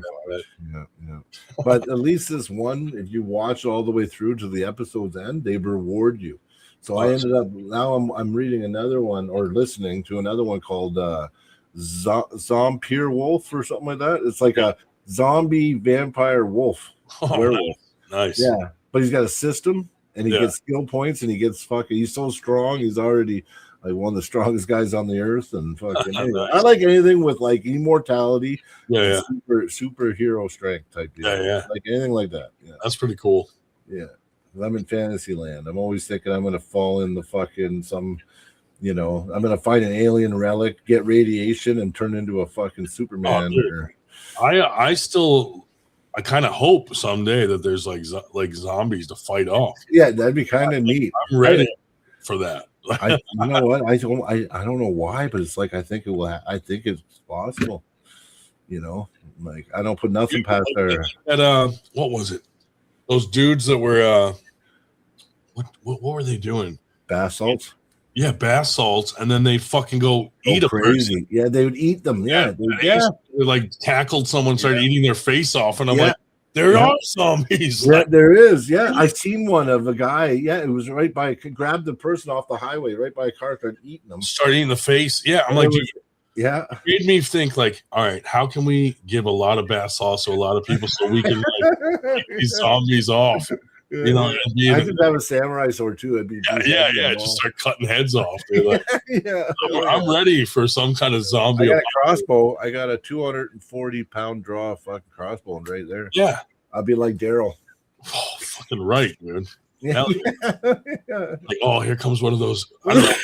What do we call them? Salties. Here comes one, and we just fucking cut the head off. I didn't believe that shit when I first seen it. The bath salts, and then I seen some videos of I read a whole thing about it that it dehydrates an area of your brain to where you go into like fight or flight mode, and you have to get liquid. So you go back to like animal instincts, and you see another animal. And you got to go get it's blood. Fluids, and I'm like, oh, dude, that's a zombie. We got zombies. That's zombies. Yeah, that's perfect. Right there. Like, how can we drug a bunch of people with bath salts? Yeah, so that we have like an. The thing is, I never seen bath salts here, but apparently they were legal and they just sold them in stores, like everywhere. It was like when those kids were eating the fucking Tide Pods and shit. Oh, Tide, yeah, I remember that. Yeah. I mean, that just seems. Well, when I was a kid, there was a tragedy. Kid got a hold of Javex and drank it. It was bad. Man. That's not bad. That's not good. Yeah. No. I mean, when I was a kid, it was almost more than like don't do drugs. Was lock up your fucking chemical products under the sink and lock those doors. It was like. Yeah. That was everywhere all the time to lock up your because the kid don't know, sees the liquid in the bottle, right? Yeah. I remember I ate a mothball when I was a kid. Boy, that was gross. You suck on it. The worst thing I ever did in my life. Candy, you're sucking on it. I thought it was a candy or something. Like dude, that's terrible. That was so gross. I only did it once, never done it again after that. Never had a moth fly into my mouth after that. That's rough. Those, I mean, just the smell of those is enough to kill you. I know. Dude, yeah, it was gross, man. I had an aunt that smelled like mothballs all the time because she put mothballs in her closet. So all her clothes smelled. They were worried about the moths eating the clothes. Yeah. Oh, gross. Do people these days even have to worry about that? Like, moths are not that big of a problem.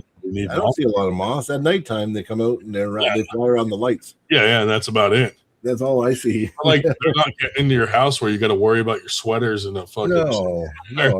mothballs. Like, it's like a secret closet to fucking deter them. We did have these things where I grew up, and we called them earwigs. Have you ever heard of? Oh yeah, I've heard of those. Yeah. They're like these little, like, I don't know, they're beetles. They're bugs. They're like beetle, but long and skinny with two tweezers. Like I know. Yeah, I know exactly what you're talking about. When they're called earwigs. Yeah. To get in there. Apparently they got. You guys have stink bugs up there that get into shit. Stick bugs. Yeah. We got stick bugs. We got stink bugs too. Stink bugs. We got the red ones, the stink bugs. Yeah. They're gross. Yeah, we got them here, buddy. Yeah. They're not everywhere, but like certain areas. When you find them here, there are fucking millions of them when you find them. Yeah, like on the sunny side of someone's house. Sunny side, of someone's house. Corner, there's a million of them, and you're like, oh, Jesus. Yeah, it's where the sun hits the side of the house, and then they just. I mean, they're harmless, really, if they're in your house. Like, it's not like a bug you got to worry about getting stung. But if you, it sucks to have a bug in your house. When you kill them, that's when they stink. Oh, they stink like terrible. Yeah. It's like a musty, weird smell too. Musty, weird smell. Yeah, especially when you start killing lots of them, right? Oh yeah.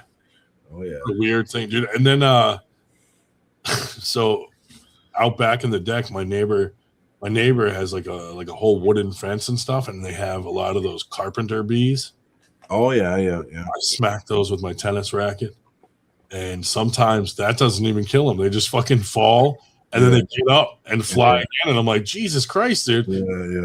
Oh, I think that would fuck them like, up. You gotta shoot them, I guess. But yeah. I've done that a couple times though, and you see the body parts go flying through the tennis racket. Oh yeah. You really whack them. Yeah, most of them die, but a few of them I've hit, and like just the way it was like hitting a tennis ball. The thing like hit the ground and then got up and kept flying. I'm like, what the hell, dude? That one's got armor or some shit on it. Yeah. Fucking. That's funny. Yeah, I don't know. Yeah, I was trying. You know what? There hasn't been a lot going on. I'm gonna watch those matches tomorrow, though. And and a big announcement. So, my teammate Sean Crowther, his match with Rob Frampton is live tomorrow on well, not live, but is being aired on Arm Wars tomorrow. So nice. Yeah. Because Sean and Dakota got to go to Arm Wars, right? So you see that flyer Hancock put out saying like boycott IFA. It makes no sense. He was saying that a year ago about WAF. So yeah. That's why I just laugh, because I'm like, the guys showing that you're just not loyal to anybody. Well, no, he should just say, you know what would be better for him if he just came out and said, I'm Sean Boom Hancock and I care about Sean Boom Hancock, and that's all I'm about is Sean Boom Hancock. He's loyal to something. He's loyal to himself. Yeah, but if he just said it and then stuck to it, you know what? We'd probably all have more respect for him. Oh, for sure. Yeah. Well, when you see the ping pong thing, dude, had I stayed with the AUA, he's planning on shutting it down anyway, because how could you keep it? Like, you can't. Like, it would have been pointless, and I don't know. Anyway, it is what. Listen, you know what? I don't have ill will. Like, I don't have any ill will for him. I want him to do good, but I'm sick of seeing his bullshit, and I don't like his videos where he has to tell a huge story. Like when he put out that announcement that he was now WAFs everything and IFAs, even though it was so weird. Yeah. He got on, who was he on? Jody Williams' channel. He was on somebody's pod, and I was in the chat, and I was saying, okay, what's up with the SWAF thing then? Yeah. And it was like half an hour. He was telling the story, just bashing Leonard Harkless and Denise. Denise, yeah. He was just bashing them for like half an hour, and I'm like, okay, this is just you just bashing these people, right? Well, that's why he's against IFA, because if he doesn't like you, now your whole organization is an enemy, like he did with us. Oh, he went on for an hour and a half just telling stories about how horrible fucking Leonard and Denise are, right? But he was never really addressed the WAF thing. Yeah. But he was good friends with them years ago, Well, when they have something to offer him, then he's one of those "what have you done for me lately" guys. Yeah. If you're not constantly doing for him, then you know what I mean. Well, he tried to spin it like I asked him to join 98 and I asked to be in AUA. I didn't ask to. I woke up one day and was just in AUA. He didn't even ask. Well, exactly. And then with the whole 98 thing, like I didn't go to him and say, "Do you want to be in 98?" He came to me and then tried to spin it, Well, and then he's trying to say, well, listen, I bring so much to the table. I know, yeah. You know what I mean? I don't have to be, I'm above you guys. You guys have to do this, but I don't. Said, and so I kind of told him, I was like, well, let's see what you bring. Yeah. Let's do like a trial run. Mm-hmm. And then he didn't bring anything. And then all of a sudden he's tried to make it seem like I was begging him to be in 98. Yeah. I know. But he's not going on about that. He's going on about his 1909 Ford that was signed by Henry himself. It was handcrafted by Henry Ford. It's like, oh God, give us a break. Oh my! But he always has these stories too. Listen, if he just talked and just said what needed to be said, and without the hour story to build up his bullshit when he does address it, it'd be better. You know what's funny is what's his name that runs IFA was like Sean. He did a post saying that Sean Hancock can never ref at IFA Worlds, but he can ref IFA events in the United States. So really, if you really pay attention to Win Down, like those guys had an argument, Sean got mad, and now he's just going to the other team to try to fuck over the old team. You know what I mean? It's kind of like, I don't know, like he did with us. Like all I did is disagree with one of his posts, and all of a sudden I'm his mortal enemy, his words, because I disagreed with him. I'm like, dude, I can have my own opinion. I don't have to have your opinion. Yeah, no, that's right. Well, no, and that's just it. And honestly, God, when you almost ended up dead, and you came back from the dead basically, or damn close to it, you'd think you have a greater appreciation of things. No. Yeah, he came back and just a few of our mutual friends have tried to talk to him, and literally we went from being friends one day to not friends the next day, and then he's telling people that we were never friends and that I'm not the type of guy that he would want to be friends with and all this weird shit. And I'm like, okay, dude, come on. Yeah, that's ridiculous. No, I never did anything to him other than disagree with him. That was the only thing I disagreed. Yeah, you're allowed to disagree. I disagreed with that post where he said, if you didn't go to his event and you didn't want to ref at Worlds, that you don't take reffing serious. And I'm like, dude, there's plenty of refs that take it serious that don't want to ref at the world level, and they just want to be a ref at their local event. Exactly. There's nothing wrong with that. Yep. That was my only comment, and that ruined our relationship because I disagreed with what he said.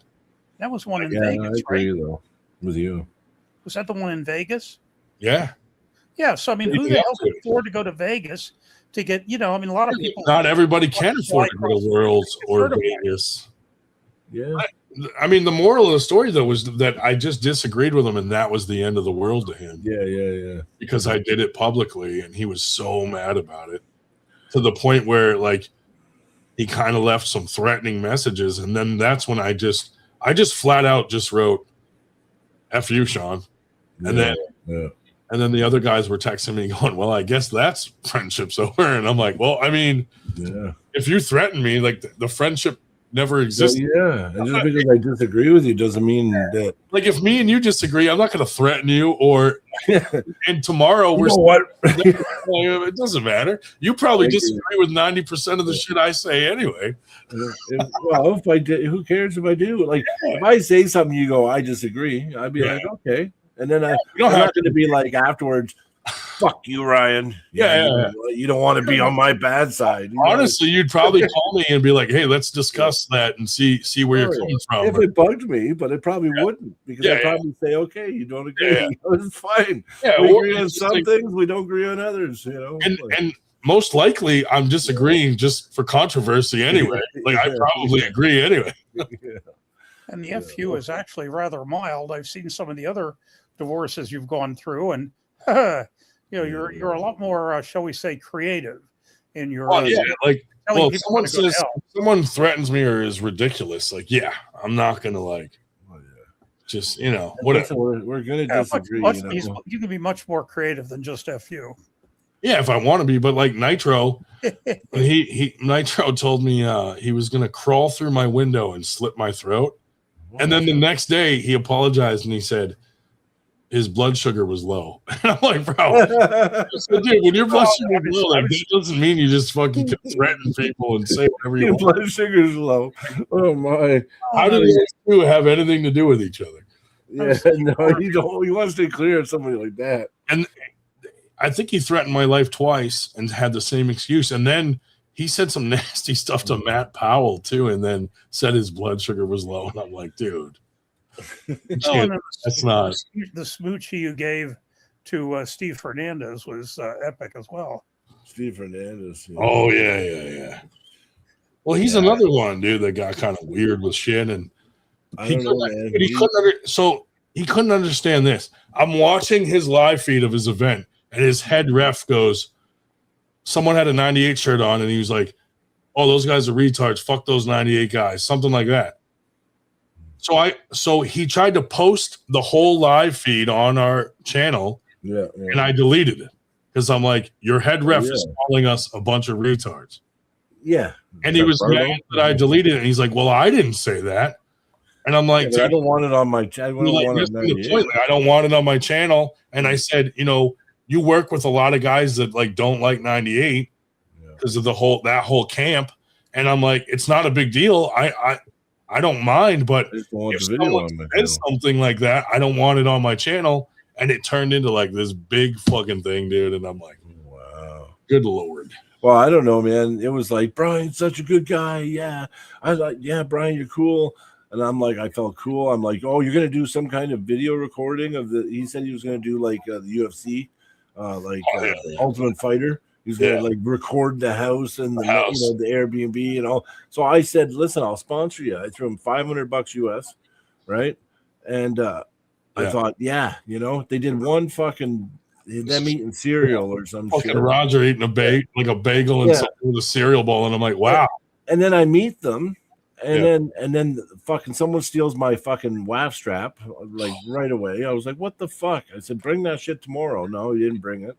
And then I refed, and then they were like, oh, Brian, fuck that guy. He's biased. He's a bad ref. I'll never work with him again. Started saying all this shit about me. I remember. I'm like, how does it go? I'm nice to you, nice to you, nice to you, more nice to you, nice to you, and then you go back saying I'm a piece of shit. Like, how the fuck does that work?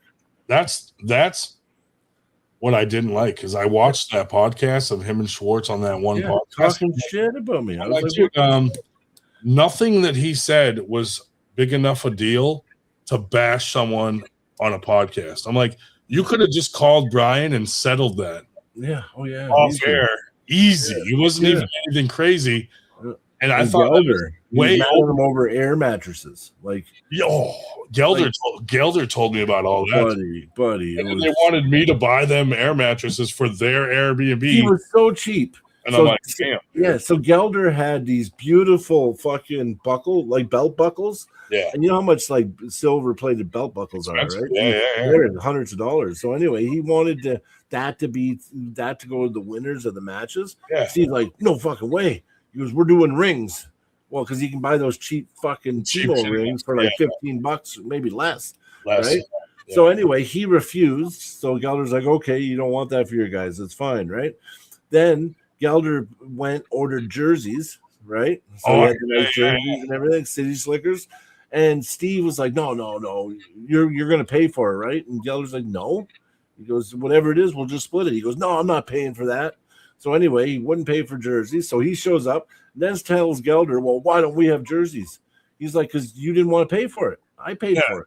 Yeah. So Gelder was nice enough to give him free, the event shirts, the City Slickers. He gave his teammates out of his own pocket free shirts, so that way they at least had a shirt to wear for the matches. So they were the City Slicker shirts, and then you know what I mean. And then he goes, Gelder's like, listen, you guys want to come down here and everything, you got to work out. So they got this big house, right? Yeah. This mansion, apparently. Well, it wasn't a mansion if three guys got to share a room. So anyway, then they get this, and so there's only so many bedrooms. So of course, Dan and Steve want their own room, not sharing it. But everybody else has to have two people and then somebody on the floor on an air mattress. So then he demanded Gelder bought air mattress for all the spare rooms. And Gelder's like, no. He's like, I'm not. If you want air mattresses, you buy your own fucking air mattress. I heard too, and he wanted them to cover the fucking transportation. Yeah.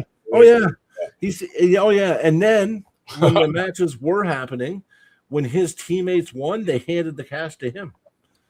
I watched it. I watched that Vlad guy hand him the money after he won it. Dude, I remember watching that podcast, and I instantly hit up Gelder and booked him on our podcast. Yeah. He can tell his story, and I'm like, dude. Because it was like, and I don't even know why they did it, because Gelder wasn't going to say a word. I know. He was just going to run the perm. Yeah. He didn't even really want to come on the podcast until he found out what they were saying, and then he's like, all right, I'll come set the story straight. Exactly. And super nice guy, man. And then he sponsored our next event after that. Like, Yep. And he would do that because he really cares, right? And some money towards the women's. He's really trying to help grow women's arm wrestling. So that's why the first event that he ends up doing September, October, is going to be all women's super matches, and then there's going to be like a 3 weight class tournament for the guys, like just something so guys can get on the table. That's cool. I'm sure he'll have some cool prizes for the winners, right? And it's in Vegas, so it'll be a lot of fun. And then he wants to start up an actual M-Spot Red Leg Studios League. Nice. So, and I just referred him to Dexter. Maybe because in December, East versus West is in Vegas. Yeah. So but Dexter said potentially they might need a production guy. So I said, well, Gelder just fucking moved to Vegas. I'm like, that's where he is. That's perfect. Yeah. So the M-Spot does a really good production. If they did East versus West, I bet it'd be fucking cool.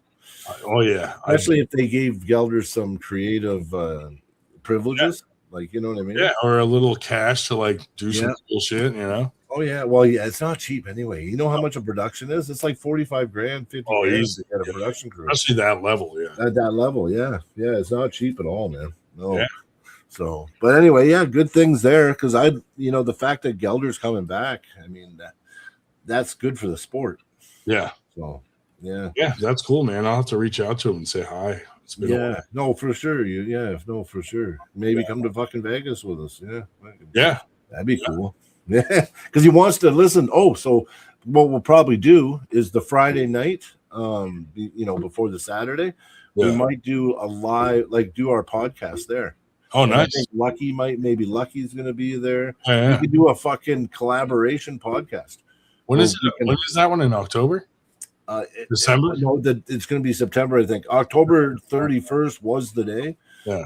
But then didn't work for venue. So yeah. I think I'll know soon. It's coming. Let me know. Maybe I'll try to get out to it. That'd be cool. Yeah, that'd be fucking cool. Yeah. Imagine that we do a collaboration podcast about the event the night before. That'd be great. That'd be cool. Yeah, no one else is doing it. Bunch of videos of you beating me in arm wrestling. That I can teach you some shit. I bet. Yeah, you know what? You give me 2 hours on the table. Yeah. I bet you any money you go back to practice and you go, look at this shit I learned. That's what I need. Yeah. I love teaching, man, and you can ask a lot of people. I got a few little tricks that are. I'm teaching a couple moves that are flawless. Nice. You can do them. So nice. Yeah, but I don't want to give all my tricks to these guys on the line. No. We'll use it against you. You don't want to. I got some tricks. Yeah, I got some tricks. So. Yeah, you got to right because I'm pulling these monsters. Yeah, for sure. Right. So I know. If I was going to be competitive, I'd have to cut weight and get down to a normal weight where I'm not pulling all these monsters, Yeah, and they're all fucking monsters, right? And it's not much better going down in weight because they got their own monsters that are just a little more fit, You know what? I don't even know how I win sometimes. Yeah. That's some of the guys I pull. I'm like, fuck, I just beat that guy. You're doing something right. Yeah. I just beat that guy. Yeah. And I've been saying it. I've been saying that more than the other. I just got my ass whooped. I've been able to say I've been winning a lot more lately. So that's good. Yeah. That's cool, man. Yeah, no, it is cool. It is cool. I love arm wrestling. Yeah. Like I said, I don't know. I mean, I'm so old that I doubt I don't know how high I'll make it in the sport, but I think I still have enough time to make a name for myself in North America. I do. Yeah, for sure. For sure. So. Yeah, because the Hutchins 60, right? So yeah. Brzezink's 61. Yeah, they all still got it, I mean, they got it enough, right? That they can compete at a high level, right? Yeah. Yeah. And I mean, fuck, I say 55, I should be fucking the prime at 55. Yeah. Yeah, we'll see. In theory, yeah. Well, in theory, as long as I keep getting better. Right? Yeah. So yeah. Actually, that side pressure machine I got, so you don't have to worry about ever shipping me that other one. But Ray, I got one. Basement. Yeah, I got a really good one now. So yeah, it's been making a big difference too. Yeah. Just having it set up and doing it every day. Yeah. Sometimes I just do it for reps. Yeah. And then, so I do it pretty much 7 days a week now. So you do both arms? 70-30. Okay, yeah. My right gets 70% of the training, and then 30% is shared between the two arms. Yeah, that's cool. Yeah, I'm pumpkin. I'm kind of a pumpkin trainer because my right's so much my weapon, and the left is getting better. I think as my left gets better on the table, I might put more emphasis into training it equally with my right. Yeah. And I'm pulling with it. It's just the connection. It's kind of that dumb. It's like that retarded cousin, this arm, right? Like I have my side pressure machine set up, and you have to flip a little thing to make it go lefty. Okay, mine's just a pin. Mine's always there, right? Set up for righty. Yeah. But when I walk by it, I do a bunch of reps righty, and then I'm like, screw lefty, and walk away. And I should really take the time to do both, but.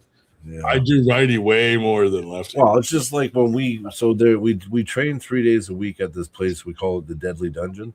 Yeah. It's at one of my best friend Dale, Deadly Dale's house. And but there's 6 to 8 of us that get together Wednesday, Friday, Sunday. Yeah. And most of the training there, we don't have enough time. and there's not enough time to do both arms. Yeah. So like if it's a two-handed exercise, we use two hands. Yeah. But if it's isolated one-handed exercises, you do your dominant arm. Yeah, everybody complains, but at the same time, I don't know.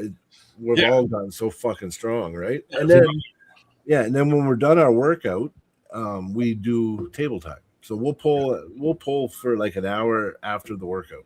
And what I like about it is that everybody's kind of got lots of blood in their arms. They're not 100% anymore. The chances of getting injured in practice go down a lot. Yeah. Because I know people think it'd be the opposite, but it's not. It's like, no, now you're going to the table. You only got 60% maybe.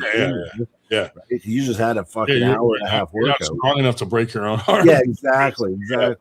And you also got so much damn blood in your arms that you're warmed up. You know what I mean? It just makes it so much less chance of injury. Yeah. And also it allows us to really work on technique.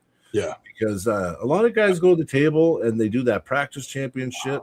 And the one thing I'll say about it, I know a couple guys that have gotten strong doing it. Yeah. But it took them longer than it should have to get. Yeah. And they're still not very technical. They're still just known as redliners. You know? I mean, I've practiced sometimes where the whole practice, all we did is work like getting this or, or just getting this or this or, and that's the little micro movements. Those are the little things. Well, and then there's a huge suggestion I would give. Try starting at 50% load with anybody you pull. Just say, listen, we're going to start about 50%. And as you increase, I'll increase to where one of us is maxed. Oh, you don't want to go anymore. That tires me out so bad. Yeah. And it also allows you to pull without redlining and think about what you're feeling. You start pulling at 60%, you start realizing, oh, there's a hole there. Fuck yeah, there's a hole, right? Or down here. You know what I mean? Yeah.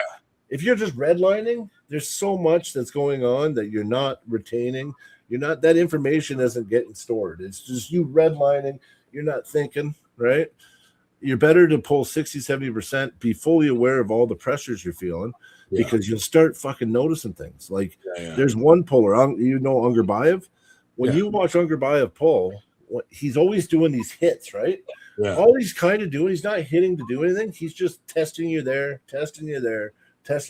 And then whatever one was the weakest path, he fucking attacked. Right. So, it's like there's lots you can learn just by, and I don't know. I always say communication too. So when you're on a table, just make sure you're communicating with the guy on the other side of the table and let him know what you're expecting out of what you're about to do on the table. Yeah. Right. Ask him what he wants. Right. Maybe you can help him. But it's just these are all just little things that makes practice better, and then you also will improve a lot training like that. Oh yeah, for sure. Yeah.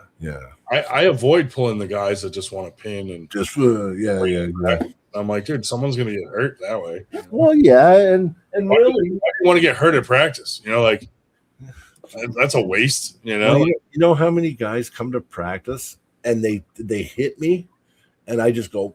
And I'm like, holy fuck, you're strong, man. Yeah. And then I see them a month later in a tournament, and I go, boom. And I'm like, oh, yeah.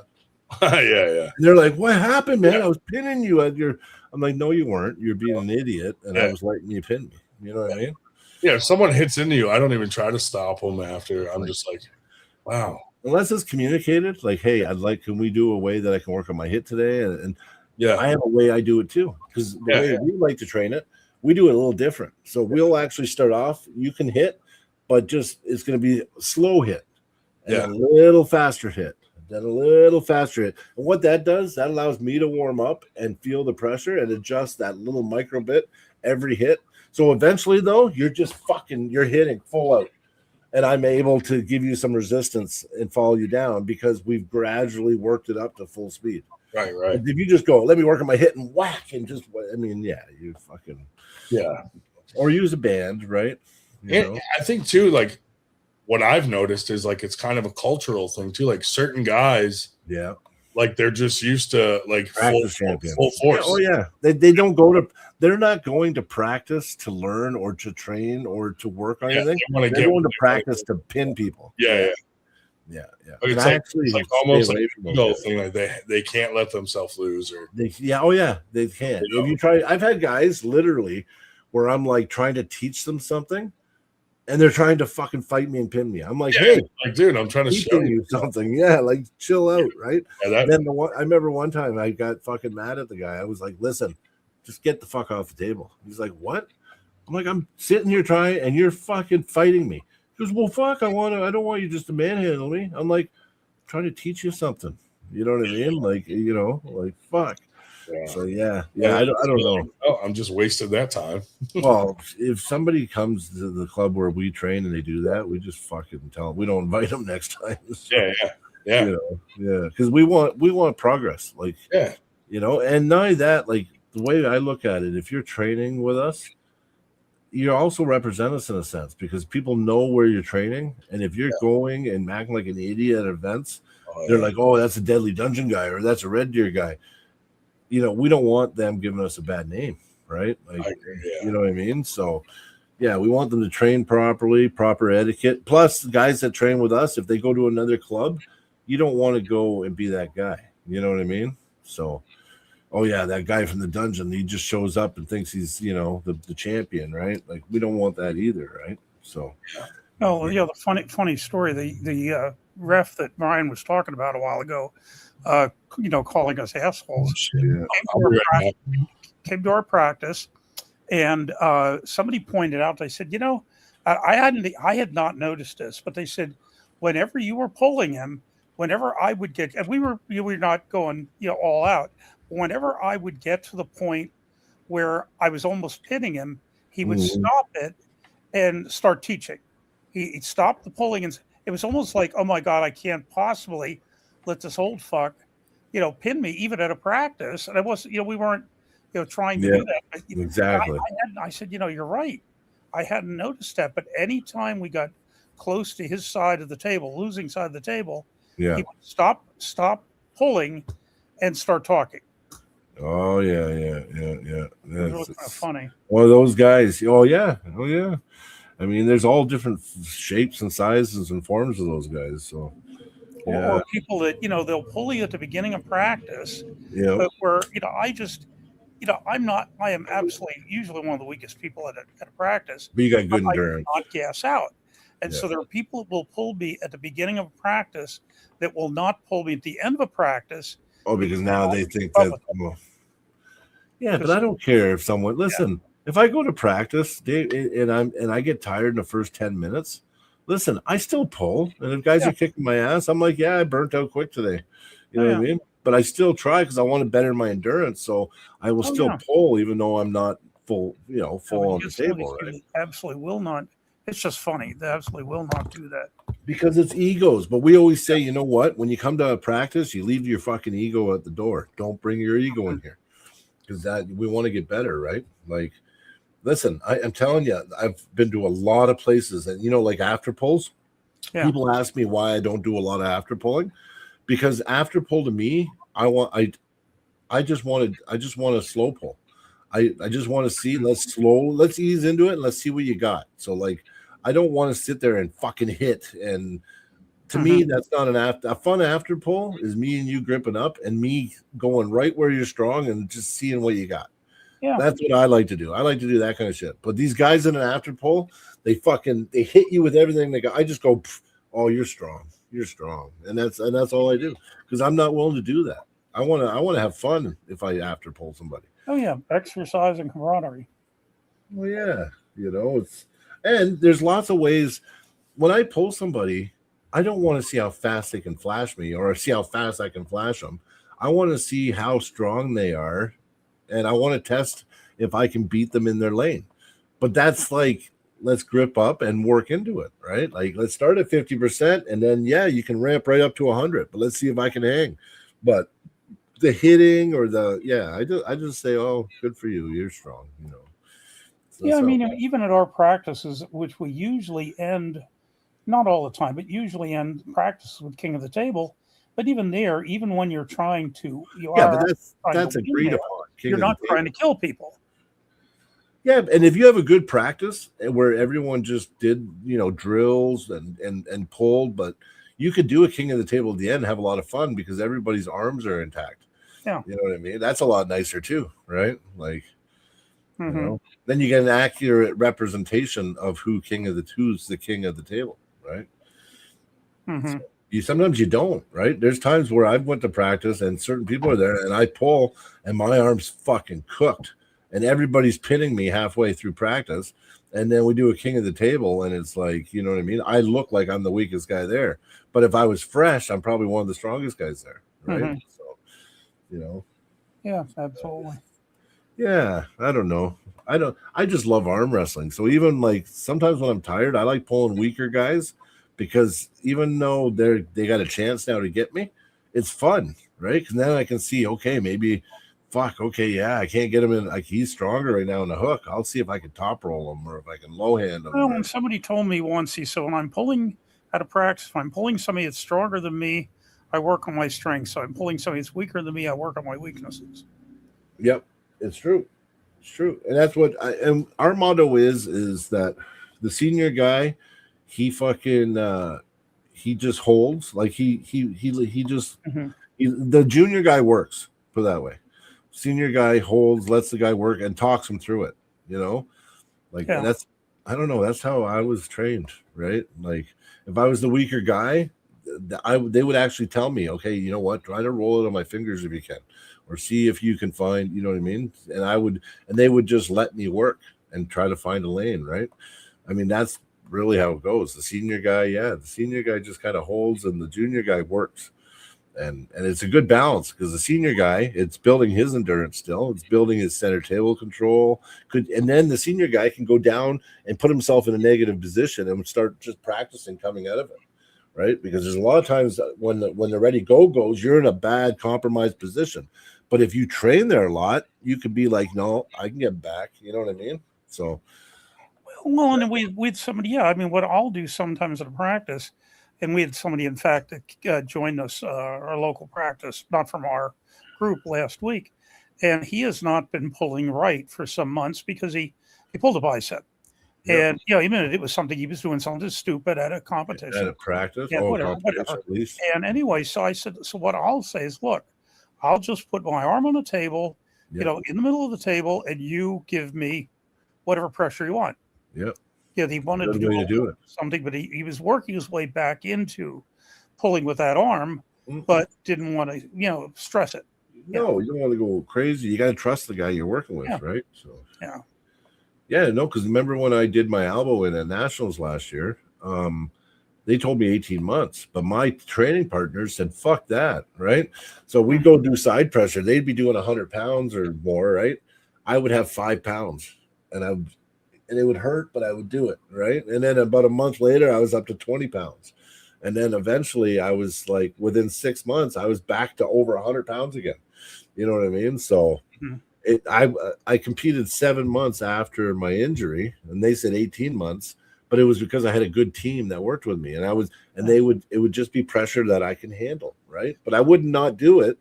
I just would very little, just get blood there just to activate it. You know, that was it. And then when I broke my left arm, I had my of course I have metal in it, you know, so it wasn't just the head of heel itself. It had the the support with the plate. But that was I got it put together in October, and by February I was lifting more than I had before I broke it. But just the motion.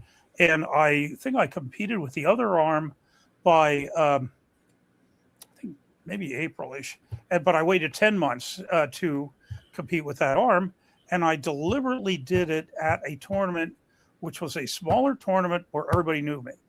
Yeah, and so it wasn't going to be people that the people who were a lot stronger than me do what they had to do to beat me. To be honest with you, that they weren't going to do anything weird. But so I competed, like I say, after 10 months, but. And actually, my surgeon was mainly nervous just because, he had a lot of experience, but taking care of fall injuries or football injuries. Yeah, not arm wrestling injuries. So he really wasn't spiral fracture clear on the spiral fractures. Yeah. He didn't have as many spiral fractures, and they're the worst ones, right? Yeah. But they can heal and they can be denser than they were before. The body can make them calcify them up real good. Well, and my sister said my sister's an EMT, and she said, ask him if, because of your age, I was 66 at the time, is it a bone density issue? And he said, no, absolutely not. He said, your bone density is fine. It was the angle was, I was using it at, but he said, no, from what we've seen and the way it broke, it was absolutely not a bone density issue. Yeah. It was just a position. They say in a certain position it takes like 13 pounds to cause a spinal. I still can't figure out how I did it, because at that time they used to tell you just, don't turn away from here. Watch your hand. I was staring right at my hand. Yeah, but that watching your hand, that's just a hopefully that's enough thing. Yeah. Because we had an arm break about 3 weeks ago. I was reffing an event in Lethbridge, and the very first super match, it was a super match event. The very first super match, Buddy was in a safe position. Mm-hmm. He was actually here, and he brought the guy back up to here, and then the guy kind of was driving, and then Buddy actually went like this, and he was going to try to scoop, but his hand went right about there outside his shoulder, but it was like quick. It was like he went to scoop and then snap, and it went from where it was like a good neutral position to 1 second where it just went a little out of his shoulder, and and I wasn't even out there in the elbow. Yeah, he ripped the tendon off, and then the tendon took a chunk of the bone with it and then fractured the arm. So like the tendon ripped off, and it took a bone sliver, and when the bone sliver pulled out with the tendon, the bone broke.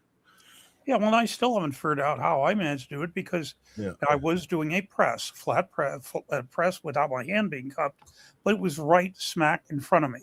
I was pressing straight down. The person was resisting. Oh, you were here. Yeah. But my hand was right in front of my face.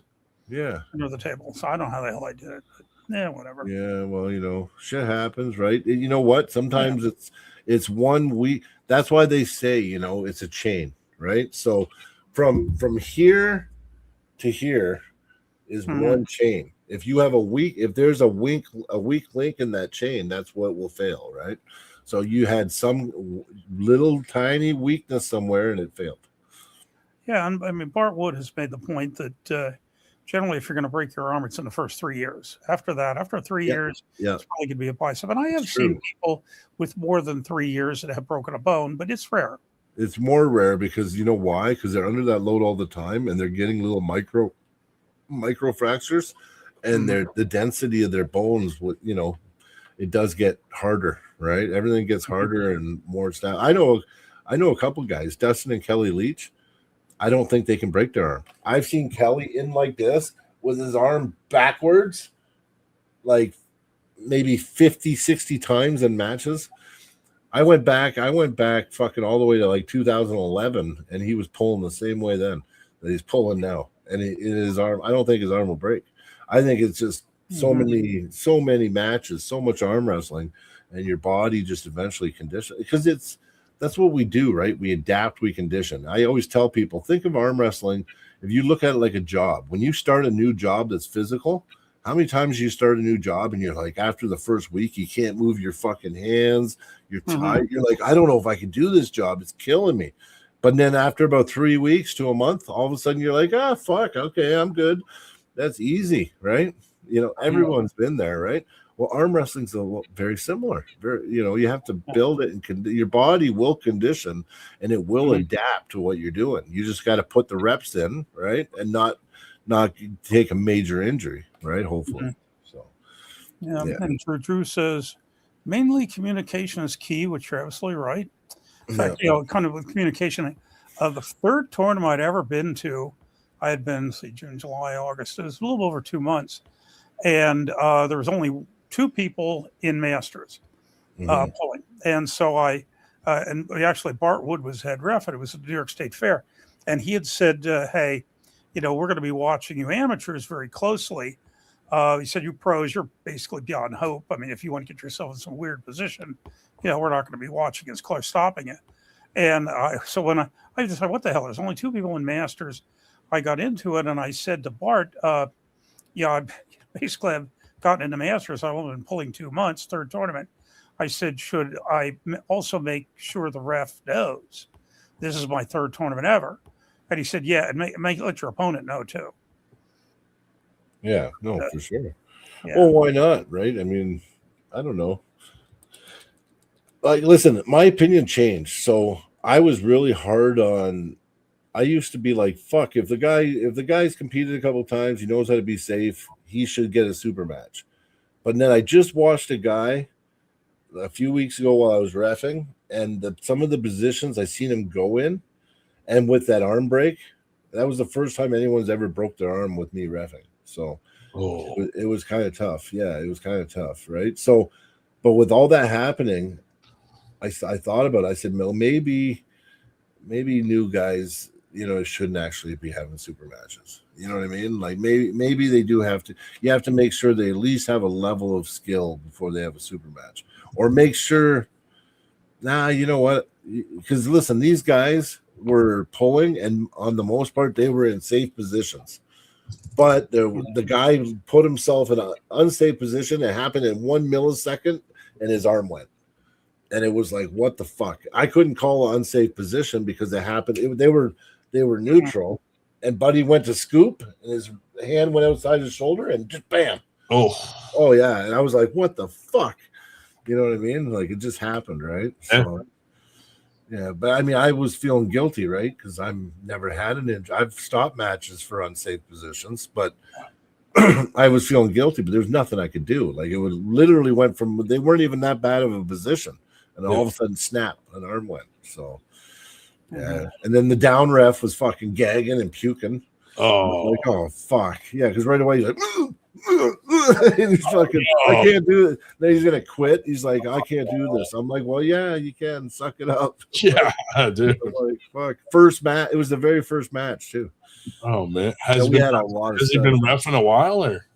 No, he's just started reffing last year. Yeah, he's a newer ref. So. Dude, that sucks. Yeah, but he's a former Gold Gloves boxer.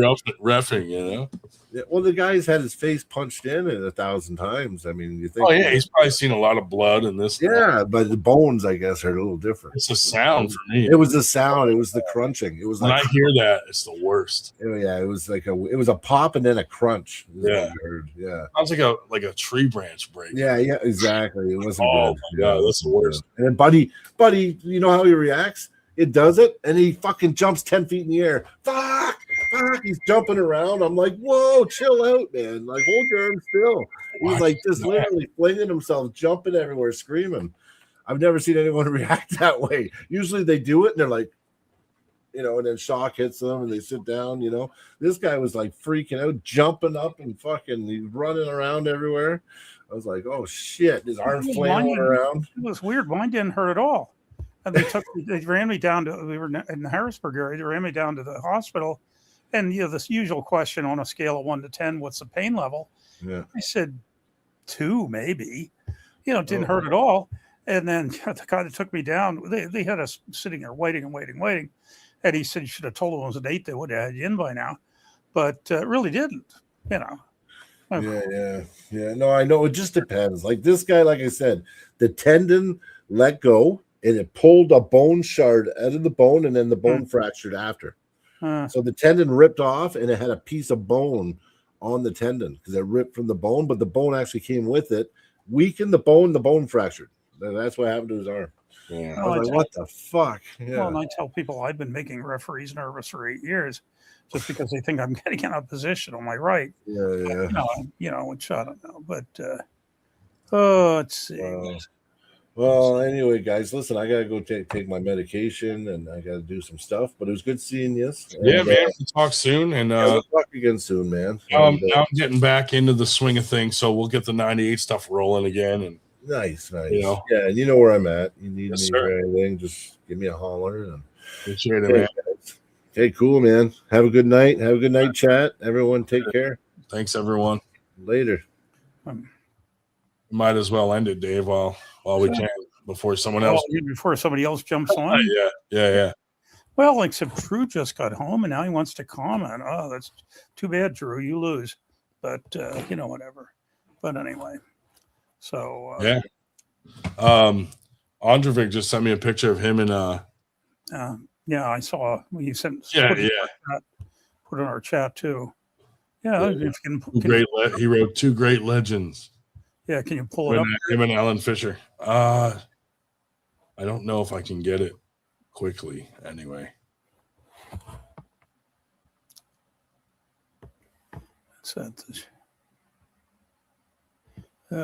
Still, yes, the Drew show can start now. He's ready. Mm-hmm. Sorry, Drew. We started. I'll post that picture on the 98 website. I'll look, not the website, the Facebook. It'll look cool. Yeah, I could. On the like the 98 group community one. Yeah. Yeah, I can do that too. Or either. Yeah, do it. That's cool. Yeah. But all right, we'll end it. And thanks everybody for watching. And have a great summer. Remember, 2 weeks from now. 2 weeks. August. So if you're anywhere near Eastern Pennsylvania, come check it out. Plenty well better show up. All right. Thanks, guys. Catch you later.